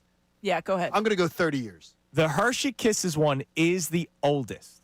Interesting. It debuted in 1989. Oh my gosh, it's almost 35 years. But the Corona commercial, 1990. Yeah, so right Yeah. behind it. 1 year later. And feel like- Corona was pretty much brand new on the major scene. It's a very Iconic ad. the best is there's nothing. There's just a little bit of Christmas music in both of those ads. There's no words. And he's whistling. Yeah. There's actually a 2023 article from USA Today of 5 facts you didn't know about the Christmas commercial for the Corona. So forget how much it costs and all that stuff. Alligators kept invading the set. This isn't green screen. Of the Corona commercial? Yeah, because Well, there was no green screen back then. Right, I know. for That's that. what I'm saying. Well, there would have been. It just wouldn't have been very good. Terrible. So it was filmed in Mexico on the Yucatan Peninsula. Well, also congratulations, Corona, for staying on brand. Damn right. Well You did. done. And alligators kept on getting on the set. They actually had to hire Alligator Wranglers. to keep them away from the actor who was sitting in the chair and from the cameraman. whistler. Oh, no They're way. the whistler. No way. 'Cause And they- the one they're probably cameraman. coming to the whistling. Of course they Yeah. are. No, they're Fresh coming to meat. the Coronas. Yeah, exactly. So they had to keep alligators away. I think Corona That is is an an iconic. American success story, well, an international success story. The fact that they survived the pandemic. Yeah. That name, The name, yeah. being in it, and just their business I has think a lot of people leaned continued into to it. I had boom. people that gave you like Corona gifts. We had a friend, Wendy Corona. She was an anchor woman. That's a tough That's an one. unfortunate. And she name. had to work with that Now, how during the virus. how old is the PA lottery commercial? I want to say that's from like the mid 90s. 94. 90s. 1992. Yeah. Oh, okay. Because you know why? Because the borough back then was pretty much empty, where they filmed most of it in the You Westchester can kind of look borough. at the sweaters and say like that's like a 90s vibe. If you ever go to the Sedona Tap House in Westchester, which I know you've been to, your mother-in-law probably out to dinner with there, right next door to it, if you're right at the side of it, there's a business next door to it. That's the window where they open the window, where they're waiting for the window Gus? for the tickets to be shown. If you That's that window. if you guys are so inclined, you should ask Ricky Patalico to do his Gus the Groundhog impersonation.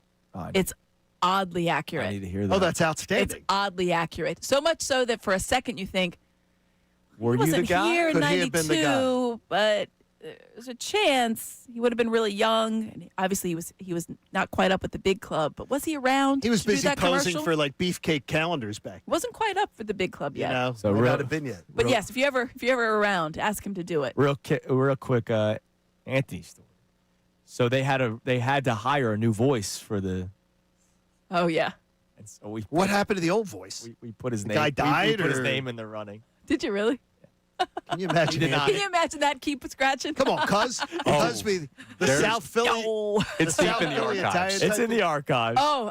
We're gonna need to find He that. did. He did not get the. He It's did not get shocking. the part. It would have been really enticing for a certain section of our this our part of the city. state would have. People would have loved it. Would have loved The it. did not- U's, he the did not get the- you know, You the Pittsburgh the Yinzers over there Yinzers would have wouldn't been have very enjoyed it. confused All right, coming up who next. Cuz was and why he was getting All lottery right, tickets. I stand by John Kincade. John Kincade is a bone to pick with some former Eagles. Legends. However, I will. I have to ask a question off of it. Okay. We'll get into that coming up next. And the last question. It is Kincade and Salciunas, 97.5 The Fanatic. Unfiltered with Ricky Bo, Bill Colarulo, and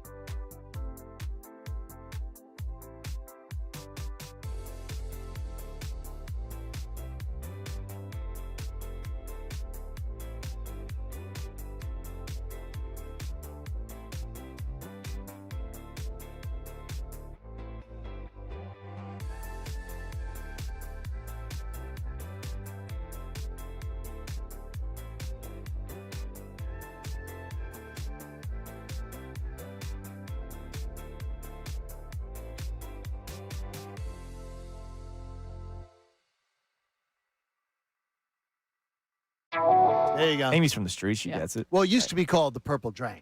Well, I think You it's guys probably are just called both.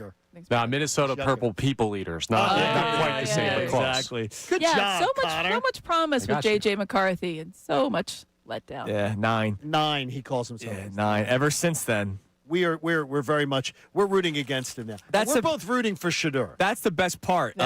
Since We're both rooting for Shedeur. Oh, yeah, I love Shedeur. Since he called himself 9, there are now trackers of what his numbers are.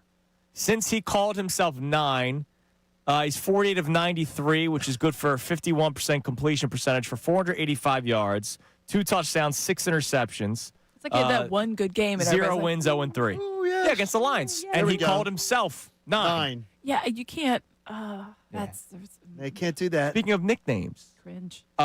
Jordan Davis. John saw it on the pregame coverage on Slim JD? on Fox. Yes. Well, Go ahead, John. What do the Eagles want to be called? Jordan Davis on the Fox pregame on Sunday. They did a whole thing with him and with Coop and with Blankenship and with Jalen Carter, and he wants them to be called the Broad Street Bullies, the Eagles defense. And he says we'd have to borrow it from the hockey team. Borrow's not the right word. He goes, but that's what we want to be, and that's what we want to be known as. And they would like to use. And they asked on the TV to use the name Broad Street Bullies. You're shaking your head. You're saying Can't do that. Thank you. What if you can have the mentality? You can have we want to channel the Broad Street Bullies, and I'm not originally from here. I have lived here for 17 years. If someone told me that unit is first of all, you got bullied around, so that moniker's gone. Okay, you just allowed 24 straight points. Wow. So that no more. 3 and outs don't help. I think the offense. Listen, Andrew, I'm trying to make a point. But you can't. If I go around telling somebody they're the Broad Street Bullies, no one in their right mind will say, "Oh, you're talking about Jalen Carter and Jordan Davis." Okay. I understand if you want to adopt that mindset and if you want to make it your own, that's great. But there's not going to be T-shirts. They're going to be Eagles green with faces. You don't think there's going to be a guy outside the K lot walking around $10? Yo, you guys want this? I got Jalen Carter you think here. Amy's wearing that? Jordan Davis. Dude, somebody's going to. You want this. That shirt is being printed Broad Street Bullies. I don't think Amy's wearing K-Lot shirts. I've worn a K-Lot shirt. I don't think Amy is. I have one K-Lot type of shirt. Yeah, I listen to Sarge. Oh, that's a good one. Yeah. Look, they're good shirts. It's just they shrink in 5 seconds. Yeah. They rip. That's the What's problem. the fattest one you got? Because it's going to be small. I think mine actually wasn't bought in the K-Lot. I think I did have there you go. One. But it was I listened to Sarge. Right. I saw it. Who do you have a problem with, John? Well, I know who it is. I got a significant problem. I stand by you. With Deshaun Jackson less than Shady McCoy. But Shady McCoy, this is an intervention. Is for whatever reason, legacy members of an organization, guys who are like Ricky Pitalico with the Phillies, people like that are everybody in this community thinks of them as ex-Phillies, ex-Eagles, ex-Flyers, ex-Sixers. You're supposed to always have a protection of the brand. You can criticize a player. You could criticize, say, hey, the performance on Sunday, that's not good enough. Ricky does it on postgame all the time. Yeah. But he still is protective of the Phillies brand. Yeah, he's never going to trash the team because he's inherently, to your point, you're grateful for the time that you spent there and that the team invested in you. I am so tired of hearing Shady McCoy, first of all, carrying the water, and I believe for A.J. Brown, that he's bringing out the trashing of Jalen. I don't believe for a second that the trashing of Jalen Hurts by Shady McCoy in his podcast was in any way by accident. Mr. Lurie says, AJ, no more public, no more. Then all of a sudden the leaks all start big time to all the national analysts. And then Shady McCoy, who we already know, slipped twice last year on his television show saying, well, I text with AJ, right, giving away private information. The trashing of Jalen Hurts, it must stop. LaShawn, your history with this organization, you're beloved. Everybody beloves what you did. I mean, come on, we love it. Don't trash the Super Bowl winning quarterback, the Super Bowl MVP, the 2 out of the last 3 Super Bowls getting you their quarterback, the guy who is the greatest quarterback it's going to go down in the history of the franchise. There's no need to you to be feeding for clicks and likes. And that's what it is. That's what it is. And it is. And he's using, I know what this is going on. Here's what I'm hearing. Yeah. Here's what I'm doing. Enough of the crap. That's not what you do as a legend of the organization. It's all for the clicks and likes Correct. and the old show Now that he used to do now. that is no longer He's the showing in off the air. existence.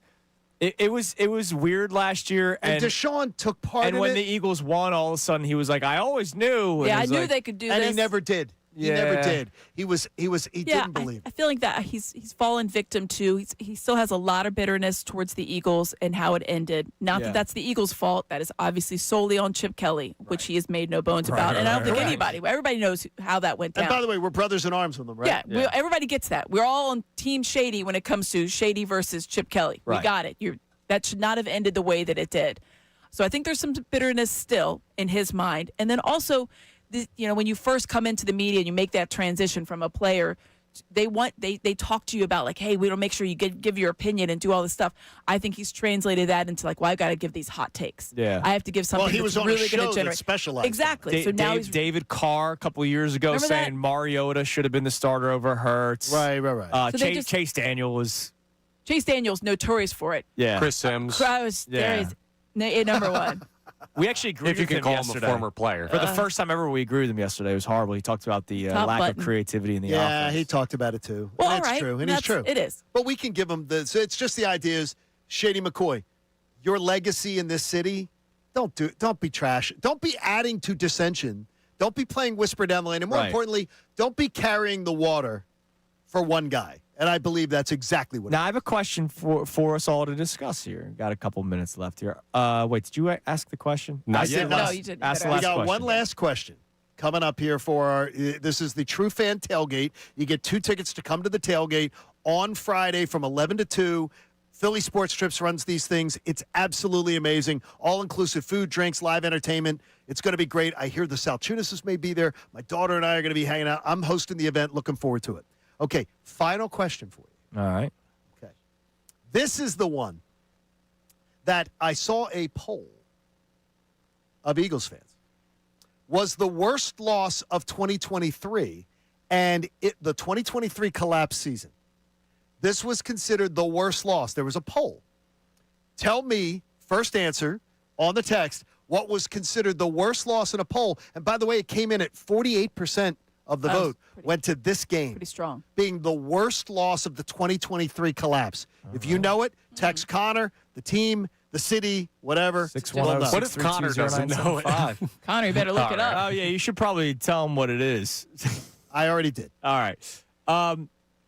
This is a first texted in answer. This is a deep-minded question. Oh, I like Who gave it to you?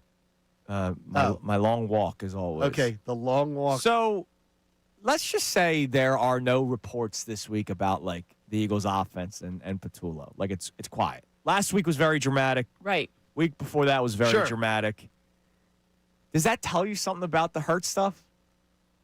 Like, does that tell you anything?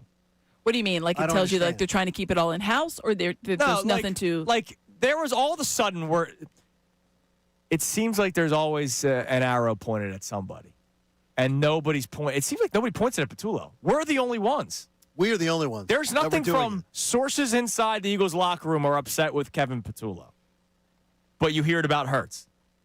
Well, I think Yeah, there was last some. week you Why heard- that's is all you why heard. is that? See, because the leakers have an agenda. The people who There's are not leaking anybody the that has stories an have an agenda. agenda. There's nobody that has an agenda for Patullo. The offense No, stinks. I think there were. I think I truly believe in Amy's been a lot more press conferences than I have. That's a KP question. That's Instead a of KP leaking Yeah. it, you just kind of I think that's you and hint at it. You put it on imply it.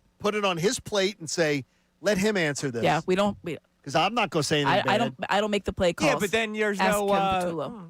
Let me text that guy that said that. Well, no. Yeah, I don't believe the majority of players are doing that. I think there's probably one or two Yes. that really come out with that, and I think that they feel like it's a collective effort. Sure. And so they're gonna. But I think if you have another week like you did, I think that you Then will the hear. stories start coming out. Like 'Cause, Friday. Like I'm miserable watching the Eagles offense. Like Listen. miserable. Even that Lions game at halftime, it was 6-0. Yeah. People left. It was People bad. left Yeah, it was bad. That's horrible. because it was like, I'm bored. It's late. It's Ungodly Sunday night. cold. Yeah. Like, what am I doing? I'm here watching this. It was bad. And by the way, ungodly cold, lightning delays, all these excuses that have been mentioned. What's the excuse last week? None. Yeah, the windiness I heard in the Lions game. The windiness. Yeah, the Lions game was nasty though. But there's no more. It was nice in the press box. There's no more excuses for Kevin Petula. Like it was they were inside. Nothing. The call. It's like the old horror movie. The call is coming from inside the house. Yeah. But I believe it's very few turds in that room that are trashing their teammates. Sure. There are some Or they're that have an agenda. coaching, yeah. Or they're coaching. Because I think even guys who believe it are always going to find a way to keep it in-house. The vast majority of athletes, I think, are good people and don't do that. There are others that are more selfish. All right, tell us about life-saving cancer research, please. Hey, Pierce Phelps Bryant Heating and Air Conditioning Contractors made a donation to the AACR, and you can too. Go to 975thefanatic.com/AACR because I'm living proof 3 times over. Cancer research can save your life, and it did. Aim, you're the best. You like the Bears game Friday? I do. I don't know why.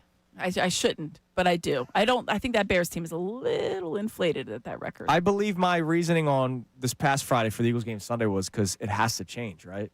Well, sure. It didn't change. Hope springs eternal, Andrew. It didn't change. We got Middays with Marks coming your way next. Harry Mays Harry's will in the be building. in today, not on the golf course today. Everybody have a great rest of your day. We'll be back at it tomorrow here on 97.5 The Fanatic.